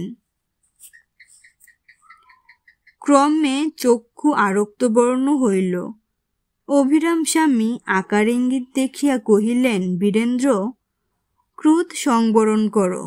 আমি তোমাকে দিল্লীশ্বরের অনুগত হইতে বলিয়াছি, দিল্লীশ্বরের আনুগত্য করিতে বলি নাই, মানসিংহের আনুগত্য করিতে বলি নাই। বীরেন্দ্র সিংহ দক্ষিণ হস্ত প্রসারণ করিয়া পরমহংসকে দেখাইলেন। দক্ষিণ হস্তের উপর বাম হস্তের অঙ্গুলি নির্দেশ করিয়া কহিলেন, ও পাদপদ্মের আশীর্বাদে এই হস্ত মানসিংহের রক্তে প্লাবিত করিব। অভিরাম স্বামী কহিলেন, স্থির হও, রাগান্ধ হইয়া আত্মকার্য নষ্ট করিও না। মানসিংহের পূর্বকৃত অপরাধের অবশ্য দণ্ড করিও, কিন্তু আকবর শাহের সহিত যুদ্ধে কার্য কি? বীরেন্দ্র সক্রোধে কহিতে লাগিলেন, আকবর শাহের পক্ষ হইতে কোন সেনাপতির অধীন হইয়া যুদ্ধ করিতে হইবে। কোন যোদ্ধার সাহায্য করিতে হইবে? কাহার আনুগত্য করিতে হইবে? মানসিংহের? গুরুদেব, এ দেহ বর্তমানে এ কার্য বীরেন্দ্র সিংহ হইতে হইবে না। অভিরাম স্বামী বিষণ্ণ হইয়া নীরব হইলেন। কিয়ৎক্ষণ পরে জিজ্ঞাসা করিলেন, তবে কি পাঠানের সহায়তা করা তোমার শ্রেয় হইল? বীরেন্দ্র উত্তর করিলেন, পক্ষাপক্ষ প্রভেদ করা কি শ্রেয়? অভিরাম স্বামী, হ্যাঁ, পক্ষাপক্ষ প্রভেদ করা শ্রেয়। বীরেন্দ্র, তবে আমার পাঠান সহকারী হওয়া শ্রেয়। অভিরাম স্বামী দীর্ঘ নিঃশ্বাস ত্যাগ করিয়া পুনরায় নীরব হইলেন। চক্ষে তাহার বাড়িবিন্দু উপস্থিত হইল। দেখিয়া বীরেন্দ্র সিংহ যৎপরণাস্তি বিস্ময়াপন্ন হইয়া কহিলেন, গুরু, ক্ষমা করুন, আমি না জানিয়া কি অপরাধ করিলাম, আজ্ঞা করুন। অভিরাম স্বামী উত্তরীয় বস্ত্রে চক্ষু পরিষ্কার করিয়া কহিলেন, শ্রবণ করো, আমি কয়েক দিবস পর্যন্ত জ্যোতিষী গণনায় নিযুক্ত আছি। তোমা অপেক্ষা তোমার কন্যা আমার স্নেহের পাত্রী, ইহা তুমি অবগত আছো। স্বভাবত তৎসম্বন্ধেই বহুবিধ গণনা করিলাম। বীরেন্দ্র সিংহের মুখ বিশুষ্ক হইল। আগ্রহ সহকারে পরমহংসকে জিজ্ঞাসা করিলেন, গণনায় কি দেখিলেন? পরমহংস কহিলেন, দেখিলাম যে মুঘল সেনাপতি হইতে তিলোত্তমার মহৎ অমঙ্গল। বীরেন্দ্র সিংহের মুখ কৃষ্ণবর্ণ হইল। অভিরাম স্বামী কহিতে লাগিলেন, মুঘলেরা বিপক্ষ হইলেই তৎকর্তৃক তিলোত্তমার অমঙ্গল সম্ভবে, স্বপক্ষ হইলে সম্ভবে না। এজন্যই আমি তোমাকে মুঘল পক্ষে প্রবৃত্তি লওয়াইতেছিলাম। এই কথা ব্যক্ত করিয়া তোমাকে মনোপীড়া দিতে আমার ইচ্ছা ছিল না। মনুষ্য যত্ন বিফল, বুদ্ধি ললাটলিপি অবশ্য ঘটিবে, নহিলে তুমি এত স্থির প্রতিজ্ঞ হইবে কেন? বীরেন্দ্র সিংহ মৌন হইয়া থাকিলেন। অভিরাম স্বামী কহিলেন, বীরেন্দ্র, দ্বারে কতলুখা দূত দণ্ডায়মান, আমি তাহাকে দেখিয়াই তোমার নিকট আসিয়াছি। আমার নিষেধক্রমেই দৌবারিকেরা এ পর্যন্ত তাহাকে তোমার সম্মুখে আসিতে দেয় নাই। এক্ষণে আমার বক্তব্য সমাপন হইয়াছে। দূতকে আহ্বান করিয়া উচিত প্রত্যুত্তর দাও। বীরেন্দ্র সিংহ নিঃশ্বাস সহকারে মস্তকোত্তোলন করিয়া কহিলেন, গুরুদেব, যতদিন তিলোত্তমাকে না দেখিয়াছিলাম ততদিন কন্যা বলিয়া তাহাকে স্মরণ করিতাম না। এক্ষণে তিলোত্তমা ব্যতীত আমার আর সংসারে কেহই নাই। আপনার আজ্ঞা শিরোধার্য করিয়া অদ্যাবধি ভূতপূর্ব বিসর্জন দিলাম। মানসিংহের অনুগামী হইব। দৌবারিক দূতকে আনয়ন করুন। আজ্ঞামতে দৌবারিক দূতকে আনয়ন করিল। দূত কতলুখার পত্র প্রদান করিল। পত্রের মর্ম এই যে, বীরেন্দ্র সিংহ 1,000 অশ্বারোহী সেনা আর 50,000 স্বর্ণমুদ্রা পাঠান শিবিরে প্রেরণ করুন, নচেত কতলুখা 20,000 সেনা গড় মান্দারণে প্রেরণ করিবেন। বীরেন্দ্র সিংহ পত্রপাঠ করিয়া কহিলেন, দূত, তোমার প্রভুকে কহিও তিনিই সেনা প্রেরণ করুন। দূত নতশির হইয়া প্রস্থান করিল। সকল কথা অন্তরালে থাকিয়া বিমলা আদ্যপান্ত শ্রবণ করিলেন। 7ম পরিচ্ছেদ। অসাবধানতা। দুর্গের যে ভাগে দুর্গমূল বিধৌত করিয়া আমাদের নদী কলকলরবে প্রবহন করে, সেই অংশে এক কক্ষ বাতায়নে বসিয়া তিলোত্তমা নদী জলাবর্ত নিরীক্ষণ করিতেছিলেন। সায়াহ্নকাল উপস্থিত। পশ্চিম গগনে অস্তাচলগত দিনমণির ম্লানকিরণে যে সকল মেঘ কাঞ্চনকান্তি ধারণ করিয়াছিল, তৎসহিত নীলাম্বর প্রতিবিম্ব শ্রুতস্বতী জলমধ্যে কম্পিত হইতেছিল। নদী পারস্থিত উচ্চ অট্টালিকা এবং দীর্ঘ তরুরব সকল বিমলাকাশপটে চিত্রবৎ দেখাইতেছিল। দুর্গ মধ্যে ময়ূর সারসাদি কলনাদি পক্ষীগণ প্রফুল্ল চিত্তে রব করিতেছিল। কোথাও রজনীর উদয়ে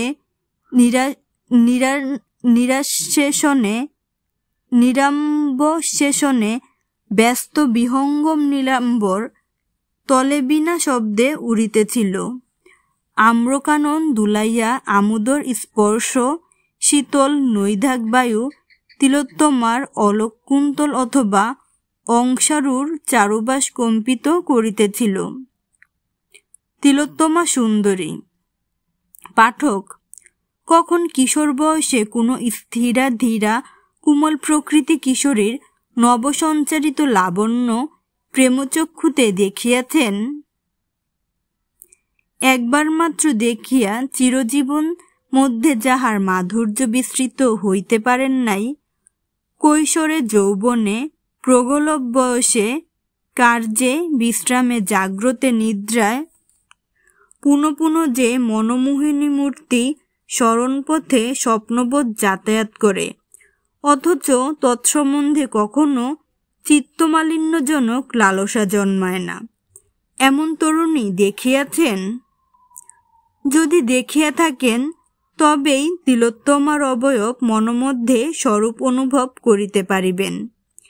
যে মূর্তি সৌন্দর্য প্রভা প্রাচুর্যে মন প্রদীপ্ত করে, যে মূর্তি লীলালাবণ্যাদির পরিপাট্যে হৃদয় মধ্যে বিষধর দন্ত রূপিত করে, সে মূর্তি নহে। যে মূর্তি কুমলতা মাধুর্যাদি গুণে চিত্তের সন্তুষ্টি জন্মায়, সেই মূর্তি। যে মূর্তি সন্ধ্যা সমীরণ কল্পিতা বসন্তলতার ন্যায় স্মৃতিমধ্যে দুলিতে থাকে, সেই মূর্তি। তিলোত্তমার বয়স 16 বৎসর, সুতরাং তাহার দেহায়তন প্রগলভ বয়সী রমণীদিগের ন্যায় অদ্যাপি সম্পূর্ণতা প্রাপ্ত হয় নাই। দেহায়তনে মুখাবয়বে কিঞ্চিৎ বালিকা ভাব ছিল। সুগঠিত সুগোল ললাট অপ্রশস্ত নহে, অথচ অতি প্রশস্তও নহে। নিশীথ কৌমুদীদীপ্ত নদীর ন্যায় প্রশান্ত ভাব প্রকাশক। তৎপার্শ্বে অতি নিবিড় বর্ণ কুঞ্চিতালোককেশ সকল ভ্রুযুগে, কপলে গণ্ডে অংশে উরসে আসিয়া পড়িয়াছে। মস্তকের পশ্চাৎভাগের অন্ধকারময় কেশরাশি সুবিন্যস্ত মুক্তাহারে গ্রথিত রহিয়াছে।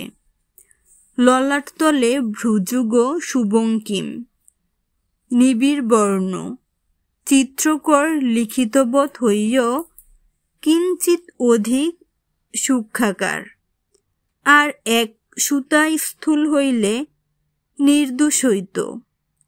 পাঠক কি চঞ্চল চক্ষু ভালোবাসো? তবে তিলোত্তমা তোমার মনোরঞ্জিনী হইতে পারিবে না। তিলোত্তমার চক্ষু অতি শান্ত, তাহাতে বিদ্যুদ্দাম স্ফুরণ চকিত কটাক্ষ নিক্ষেপ হইত না।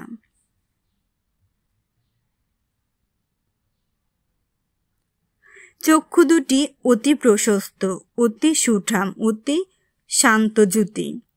আর চক্ষুর বর্ণ উষাকালে সূর্যোদয়ের কিঞ্চিৎ পূর্বে সূর্যাস্তের সময়ে আকাশের যে কোমল নীলবর্ণ প্রকাশ পায়, সেইরূপ সেই প্রশস্ত পরিষ্কার চক্ষে তখন তিলোত্তমা দৃষ্টি করিতেন।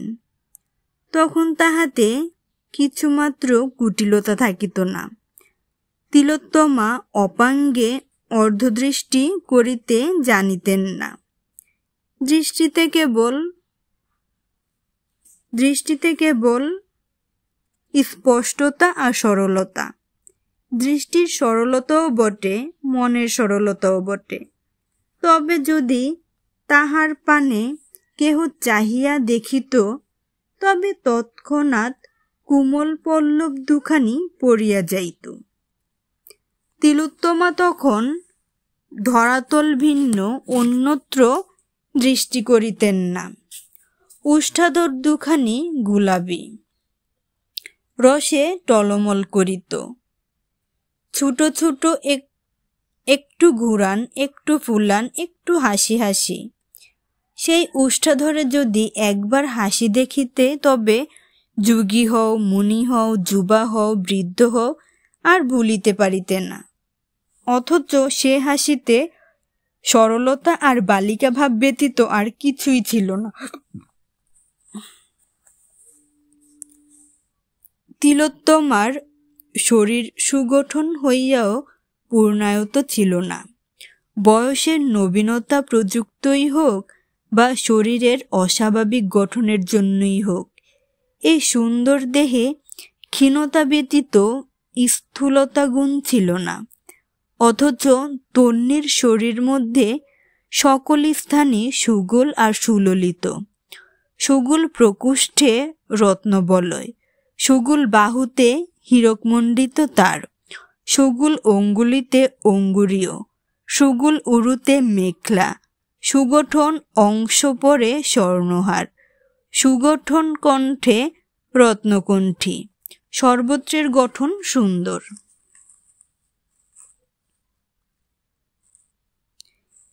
তিলোত্তমা একাকিনী কক্ষবাতায়নে বসিয়া কি করিতেছেন?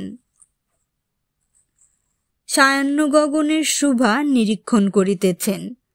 তাহা হইলে ভূতলে চক্ষু কেন?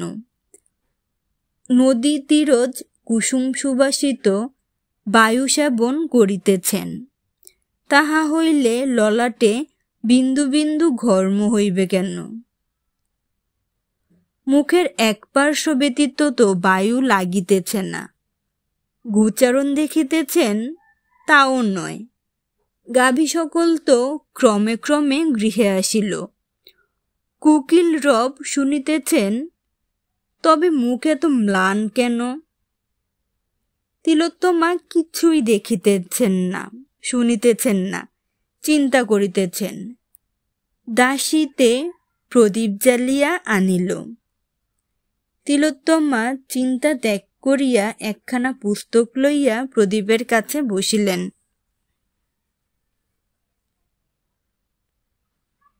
তিলোত্তমা পড়িতে জানিলেন, অভিরাম স্বামীর নিকট সংস্কৃত পড়িতে শিখিয়াছিলেন।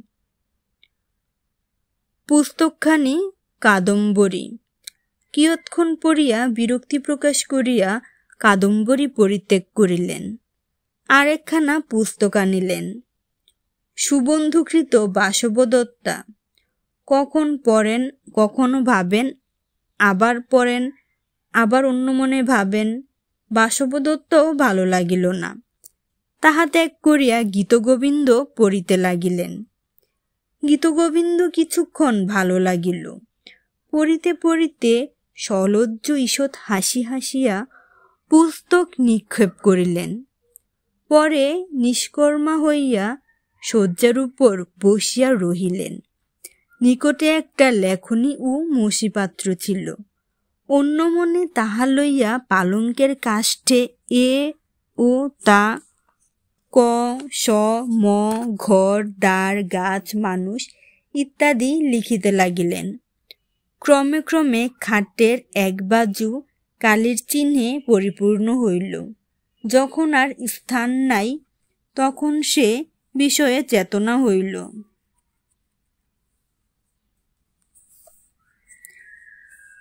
নিজ কার্য দেখিয়া ঈষৎ হাস্য করিলেন। আবার কি লিখিয়াছেন তাহা হাসিতে হাসিতে পড়িতে লাগিলেন। কি লিখিয়াছেন? বাসবদত্তা মহাশ্বেতা, ক দীর্ঘই রস্যই প, একটা বৃক্ষ, সেজুতির শিব,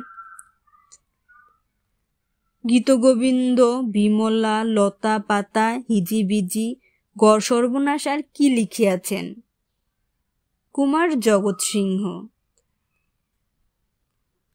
লজ্জায় তিলোত্তমার মুখ রক্তবর্ণ হইল।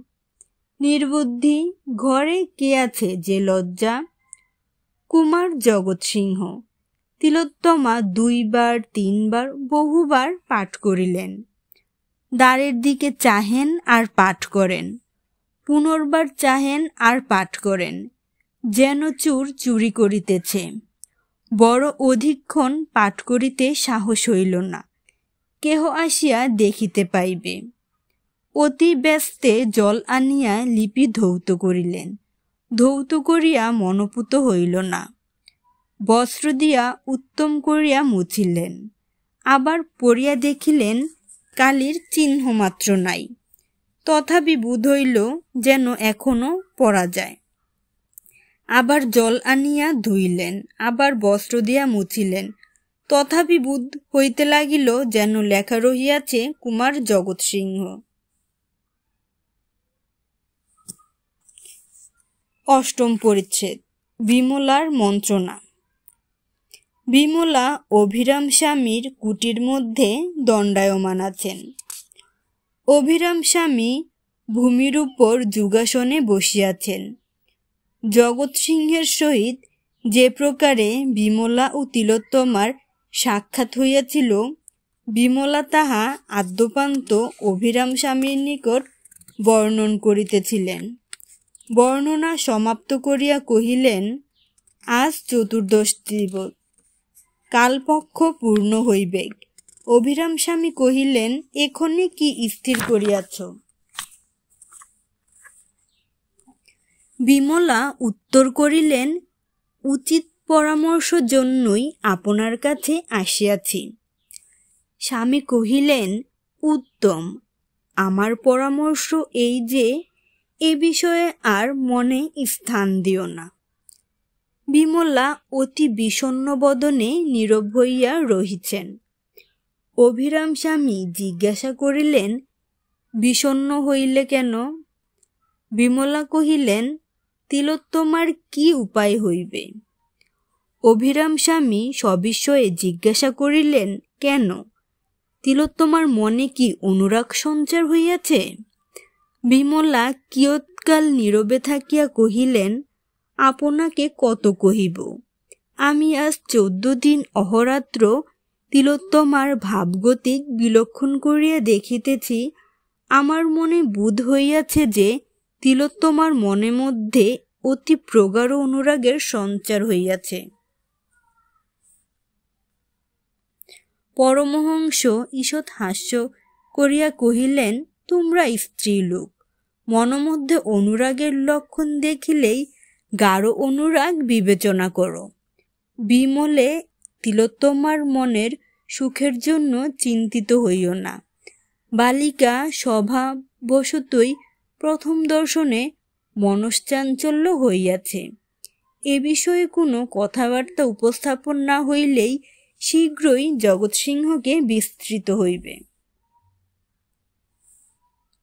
বিমলা কহিল, না না প্রভু, সে লক্ষণ নয়। পক্ষমধ্যে তিলোত্তমার স্বভাব পরিবর্তন হইয়াছে। তিলোত্তমা আমার সঙ্গে কি বয়স্যাদিগের সঙ্গে সেরূপ দিবামাত্র হাসিয়া কথা কহে না। তিলোত্তমা আর প্রায় কথা কয় না। তিলোত্তমার পুস্তক সকল পালঙ্কের নিচে পড়িয়া পচিতেছে। তিলোত্তমার ফুলগাছ সকল জলাভাবে শুষ্ক হইল।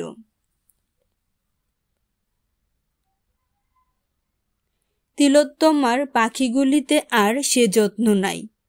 তিলোত্তমা নিজে আহার করে না, রাত্রে নিদ্রা যায় না। তিলোত্তমা বেশভূষা করে না। তিলোত্তমা কখন চিন্তা করে না, এক্ষণে দিবানিশি অন্য মনে থাকে। তিলোত্তমার মুখে কালিমা পড়িয়াছে। অভিরাম স্বামী শুনিয়া নিস্তব্ধ রহিলেন। ক্ষণেক পরে কহিলেন, আমার বোধ ছিল যে দর্শনমাত্র গাঢ় অনুরাগ জন্মিতে পারে না। তবে স্ত্রী চরিত, বিশেষত বালিকা চরিত্র, ঈশ্বরই জানেন। কিন্তু কি করিবে, বীরেশ্বর এ সম্বন্ধে সম্মত হইবে না। বিমলা কহিল, আমি সেই আশঙ্কায় এ পর্যন্ত ইহার কোনো উল্লেখ করি নাই। মন্দির মধ্যেও জগৎসিংহকে পরিচয় দিই নাই। কিন্তু এখানে যদি সিংহ মহাশয় এই কথা বলিতে বিমলার মুখের কিঞ্চিৎ ভাবান্তর হইল, এখানে যদি সিংহ মহাশয় মানসিংহের সহিত মিত্রতা করিলেন, তবে জগৎসিংহকে জামাতা করিতে হানি কি? অভিরাম স্বামী, মানসিংহই বা সম্মত হইবে কেন? বিমলা, না হয়, যুবরাজ স্বাধীন। অভিরাম স্বামী, জগৎসিংহই বা বীরেন্দ্র সিংহের কন্যাকে বিবাহ করিবে কেন? বিমলা, জাতিকুলের দোষ কোনো পক্ষেই নাই। জয়ধর সিংহের পূর্বপুরুষেরও যদুবংশীয়। অভিরাম স্বামী, যদুবংশীয় কন্যা মুসলমানের শ্যালকপুত্রের বধূ হইবে। বিমলা উদাসীনের প্রতি স্থিরদৃষ্টি কহিয়া কহিল, না হইবে বা কেন? যদুবংশের কুল ঘৃণ্য। এই কথা বলিবা মাত্র ক্রোধে পরমহংসের চক্ষু হইতে অগ্নি স্ফুরিত হইতে লাগিল। কঠোর স্বরে কহিলেন, পাপিয়সী, নিজ হতভাগ্য বিস্তৃত হও নাই, দূর হও। নবম পরিচ্ছেদ। কুলতিলক। জগৎসিংহ পিতৃচরণ হইতে সসৈন্য বিদায় হইয়া যে যে কার্য করিলেন, তাহাতে পাঠান সৈন্য মধ্যে মহাভীতি প্রচার হইল। কুমার প্রতিজ্ঞা করিয়াছিলেন, ৫০০ সেনা লইয়া তিনি কতলুখার ৫০ সহস্রকে সুবর্ণরেখা পার করিয়া দিলেন। যদিও এ পর্যন্ত ততদূর কৃতকার্য হইবার সম্ভাবনা দেখাইতে পারেন নাই, তথাপি তিনি শিবির হইতে আসিয়া ২ সপ্তাহে যে পর্যন্ত যুদ্ধপতিত্ব গুণের পরিচয় দিয়াছিলেন, তাহা শ্রবণ করিয়া মানসিংহ কহিয়াছিলেন, বুঝি আমার কুমার হইতে রাজপুত নামের পূর্বগৌরব পুনরুদ্দীপ্ত হইবে। জগৎসিংহ উত্তমরূপে জানিতেন, ৫০০ সেনা লইয়া ৫০০ সহস্রকে সম্মুখ সংগ্রামে বিমুখ করা কোনরূপে সম্ভব নহে, বরং পরাজয় বা মৃত্যুই নিশ্চয়। অতএব সম্মুখ সংগ্রামের চেষ্টায় না থাকিয়া যাহাতে সম্মুখ সংগ্রাম না হয় এমন প্রকার রণপ্রণালী অবলম্বন করিলেন। তিনি নিজ সামান্য সংখ্যক সেনা সর্বদা অতি গোপনে লুকায়িত রাখিতেন। নিবিড় বনমধ্যে বা ওই প্রদেশে সমুদ্র তরঙ্গবৎ কোথাও নিম্ন কোথাও উচ্চ যে সকল ভূমি আছে তন্মধ্যে এমন স্থানে শিবির করিতেন যে পার্শ্ববর্তী উচ্চ ভূমিখণ্ড সকলের অন্তরালে অতি নিকট হইতেও কেহ তাহার সেনা দেখিতে পাইত না। এইরূপ গোপনভাবে থাকিয়া যখন কোথাও স্বল্প সংখ্যক পাঠান সেনার সন্ধান পাইতেন তরঙ্গ প্রপাতবৎ বেগে তদুপরি সসৈন্য পতিত হইয়া তাহা একেবারে নিঃশেষ করিতেন। তাহার বহু সংখ্যক চর ছিল। তাহারা ফলমূল মৎস্যাদি বিক্রেতা বা ভিক্ষুক উদাসীন ব্রাহ্মণ বৈশ্যাদির বেশে নানা স্থানে ভ্রমণ করিয়া পাঠান সেনার গতিবিধির সন্ধান আনিয়া দিত। জগৎ সিংহ সংবাদ পাইবা মাত্র অতি সাবধানে অথচ দ্রুতগতি এমন স্থানে গিয়া সৈন্য সংস্থাপন করিতেন যে যেন আগন্তুক পাঠান সেনার উপরে সুকৌশলে এবং অপূর্ব দৃষ্ট হইয়া আক্রমণ করিতে পারেন। যদি পাঠান সেনা অধিক সংখ্যক হইত তবে জগৎ সিংহ তাহাদিগকে আক্রমণ করার কোনো স্পষ্ট উদ্যম করিতেন না, কেননা তিনি জানিতেন তাহার বর্তমান অবস্থায় এক যুদ্ধের পরাজয় হইলে সকল নষ্ট হইবে।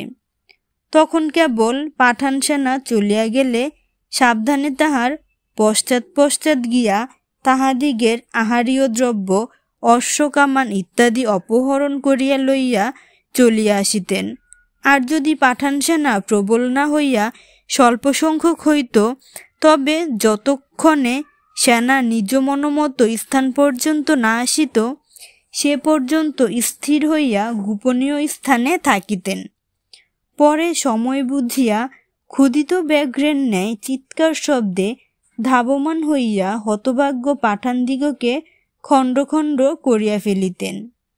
সে অবস্থায় পাঠানেরা শত্রুর নিকট স্থিতি অবগত থাকিত না, সুতরাং রণজন্য প্রস্তুত থাকিত না।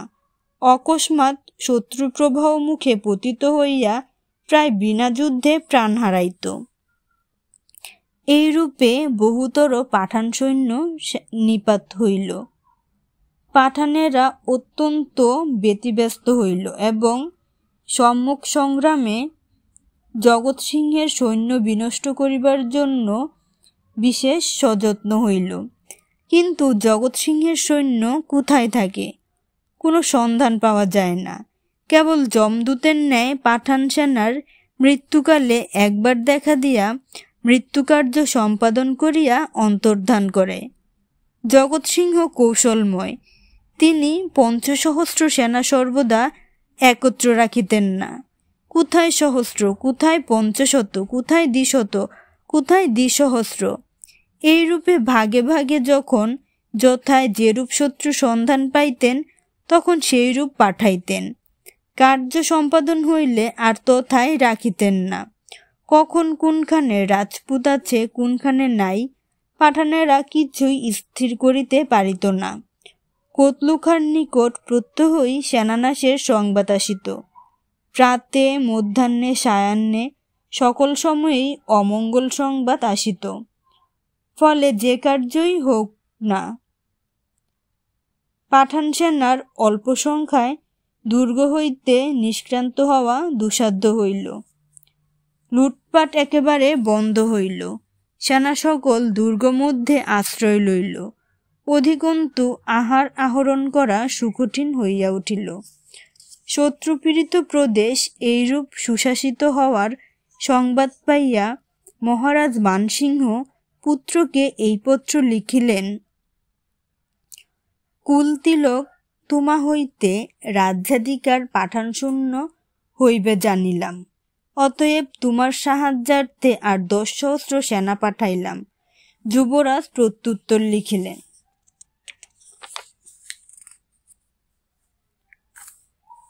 মহারাজের যেরূপ অভিপ্রায়, আর সেনা আইসে ভালো, নচেত শ্রীচরণাশীর্বাদে এ দাস পঞ্চসহস্রে ক্ষত্রকুলোচিত প্রতিজ্ঞাপালক করিবেক। কুমার বীরমদে মত্ত হইয়া অবাধে রণজয় করিতে লাগিলেন।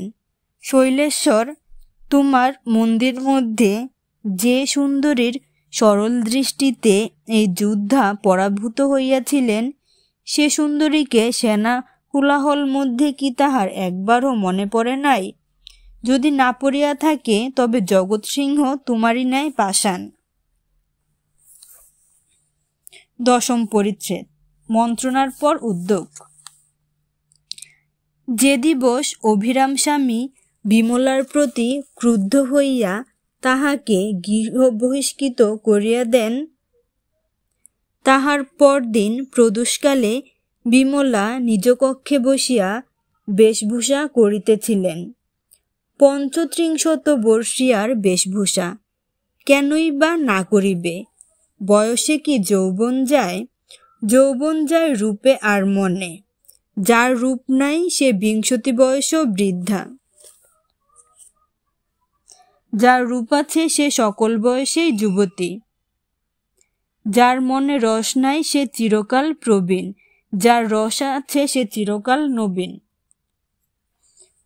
বিমলার আজও রূপে শরীর ঢলঢল করিতেছে, রসে মন টলটল করিতেছে। বয়সে আরও রসের পরিপাক। পাঠক মহাশয়ের যদি কিঞ্চিত বয়স হইয়া থাকে তবে একথা অবশ্য স্বীকার করিবেন। বিমলার সে তাম্বুল রাগরক্ত উষ্ঠাধর দেখিয়া বলিবে এ যুবতী নয়? তাহার কজ্জল নিবিড় প্রশস্ত লোচনের চকিত কটাক্ষ দেখিয়া কে বলিবে যে এ 24 পরপারে পড়িয়াছে? কি চক্ষু, সুদীর্ঘ, চঞ্চল, আবেশময়। কোন কোন প্রগলভ যৌবনা কামিনীর চক্ষু দেখিবা মাত্র মনোমধ্যে বোধ হয় যে এই রমণী দর্পিতা, এই রমণী সুখলালসা পরিপূর্ণা। বিমলার চক্ষু সেই রূপ। আমি নিশ্চিত এই মহাশয়কে বলিতেছি বিমলা যুবতী, চিরযৌবনা বলিলেও বলা যায়। তাহার যে চম্পকবর্ণ ত্বকের কোমলতা দেখিলে কে বলিবে যে ষোড়শী তাহার অপেক্ষা কোমলা? যে একটি অতি ক্ষুদ্র গুচ্ছ অলকেশ কুঞ্চিত হইয়া কর্ণমূল হইতে অসাবধানে কপোলদেশে পড়িয়াছে, কে দেখিয়া বলিবা যে যুবতীর কপোলে যুবতীর কেশ পড়ে নাই? পাঠক, মনশ্চক্ষু উন্মীলন করো। যেখানে বসিয়া দর্পণ সম্মুখে বিমলা কেশবিন্যাস করিতেছেন তাহা দেখো। বিপুল কেশগুচ্ছ বাম করে লইয়া সম্মুখে রাখিয়া যে প্রকারে তাহাতে চিরুনি দিতেছে দেখো। নিজ যৌবন ভাব দেখিয়া টিপি টিপি যে হাসিতেছে তাহা দেখো। মধ্যে মধ্যে বাণী নিন্দিত মধুর স্বরে যে মৃদু মৃদু সঙ্গীত করিতেছে তাহা শ্রবণ করো। দেখিয়া শুনিয়া বলো বিমলা অপেক্ষা কোন নবীনা তোমার মনোমোহিনী? বিমলা কেশ বিন্যস্ত করিয়া কবরী বন্ধন করিলেন না, পৃষ্ঠদেশে বেণী লম্বিত করিলেন, গন্ধবারিসিক্ত রুমালে মুখ পরিষ্কার করিলেন, গোলাপ পুরপূর্ণ তাম্বুলে পুনর্বার উষ্ঠাধার রঞ্জন করিলেন, মুক্তাভূষিত কাচুলি লইয়া বক্ষে দিলেন, সর্বাগ্নে কনকরত্ন ভূষা পরিধান করিলেন।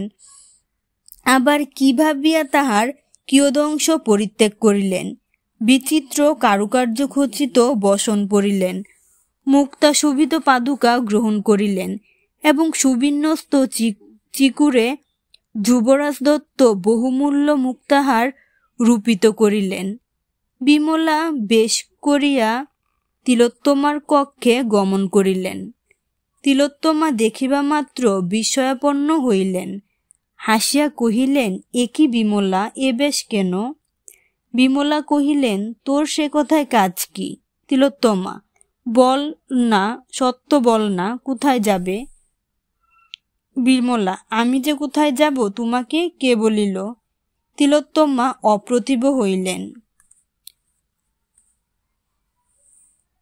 বিমলা তাহার লজ্জা দেখিয়া সকরুণ ঈষৎ হাসিয়া কহিলেন, আমি অনেক দূর যাব। তিলোত্তমার মুখ প্রফুল্ল পদ্মের ন্যায় হর্ষ বিকশিত হইল। মৃদুস্বরে জিজ্ঞাসা করিলেন, কোথা যাবে? বিমলা সেইরূপ মুখ টিপিয়া হাসিতে হাসিতে কহিলেন, আন্দাজ করো না। তিলোত্তমা তাহার মুখপানে চাহিয়া রহিলেন। বিমলা তখন তাহার হস্তধারণ করিয়া শুনো দেখি বলিয়া গবাক্ষের নিকট লইয়া গেলেন। তথায় কানে কানে কহিলেন, আমি শৈলেশ্বর মন্দিরে যাব। তথায় কোনো রাজপুত্রের সহিত সাক্ষাৎ হইবে। তিলোত্তমার শরীর রোমাঞ্চিত হইল, কিছুই উত্তর করিলেন না। বিমলা বলিতে লাগিলেন, অভিরাম ঠাকুরের সঙ্গে আমার কথা হইয়াছিল। ঠাকুরের বিবেচনায় জগৎ সিংহের সহিত তোমার বিবাহ হইতে পারে না। তোমার বাপ কোনো মতে সম্মত হইবেন না। তার সাক্ষাতে একথা পারিলে ঝাঁটালাথি না খাইত বিস্তর। তবে কেন? তিলোত্তমা অধবদনে অস্ফুট স্বরে পৃথিবীপানে চাহিয়া এই দুটি কথা বলিলেন, তবে কেন? বিমলা, কেন? আমি রাজপুত্রের নিকট স্বীকার করিয়া আসিয়াছিলাম, আজ রাত্রে তাহার সহিত সাক্ষাৎ করিয়া পরিচয় দিব। শুধু পরিচয় পাইলে কি হইবে?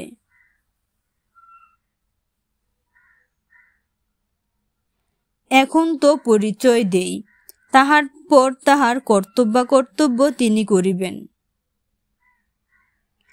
রাজপুত যদি তোমাতে অনুরক্ত হন।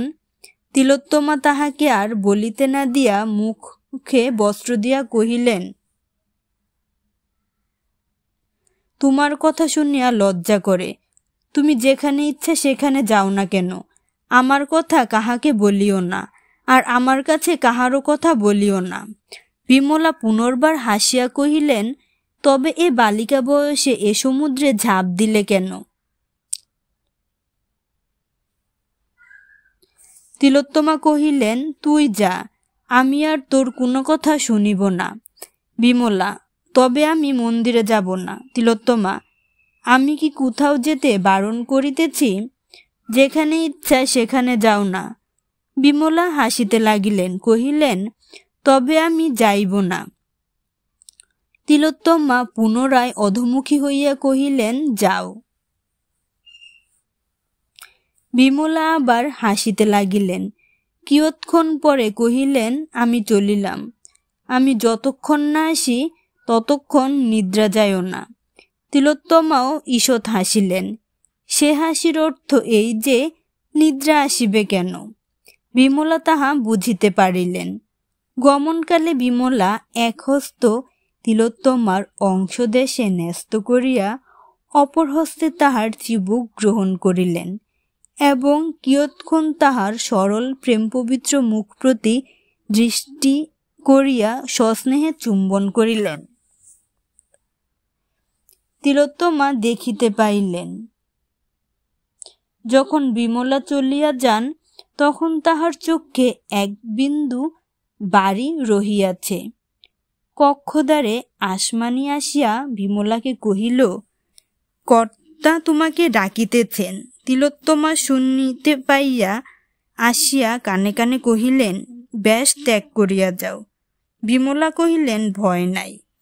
বিমলা বীরেন্দ্র সিংহের শয়নকক্ষে গেলেন। তথায় বীরেন্দ্র সিংহ শয়ন করিয়া রহিয়াছেন। এক দাসী পদসেবা অন্যে ব্যজন করিতেছিল। পালঙ্কের নিকট উপস্থিত হইয়া বিমলা কহিলেন, আমার প্রতি কি আজ্ঞা? বীরেন্দ্র সিংহ মস্তক উত্তোলন করিয়া চমৎকৃত হইলেন, বলিলেন, বিমলা, তুমি কর্মান্তরে হইবে নাকি? বিমলা কহিলেন, আজ্ঞা? আমার প্রতি কি আজ্ঞা ছিল? বীরেন্দ্র সিংহ, তিলোত্তমা কেমন আছে? শরীর অসুস্থ ছিল, ভালো হইয়াছে? বিমলা, ভালো হইয়াছে। বীরেন্দ্র সিংহ, তুমি আমাকে অনেক ব্যঞ্জন করো। আসমানি তিলোত্তমাকে আমার নিকট ডাকিয়া আনুক। ব্যঞ্জনকারিণী দাসী ব্যঞ্জন রাখিয়া গেল। বিমলা আসমানিকে বাহিরে দাঁড়াইতে ইঙ্গিত করিলেন। বীরেন্দ্র অপর দাসীকে কহিলেন, লচমনি, তুই আমার জন্য পান তৈয়ার করিয়া আন। পদসেবাকারিণী চলিয়া গেল। বীরেন্দ্র, বিমলা, তোমার আজ এ বেশ কেন? বিমলা, আমার প্রয়োজন আছে। বীরেন্দ্র, কি প্রয়োজন আছে আমি শুনিব। বিমলা, তবে শুনুন। বলিতে বলিতে বিমলা মন্থশয্যারূপী চক্ষুর্দয়ে বীরেন্দ্রর প্রতি দৃষ্টিপাত করিতে লাগিলেন। তবে শুনুন, আমি এখন অভিসারে গমন করিব। বীরেন্দ্র, যমের সঙ্গে নাকি? বিমলা, কেন, মানুষের সঙ্গে কি যাইতে নাই? বীরেন্দ্র, সে মানুষ আজিও জন্মে নাই। বিমলা, একজন ছাড়া। এই বলিয়া বিমলা ব্যাগে প্রস্থান করিলেন। ধন্যবাদ। দুর্গেশনন্দিনী উপন্যাসের পরবর্তী অনুচ্ছেদগুলো জানতে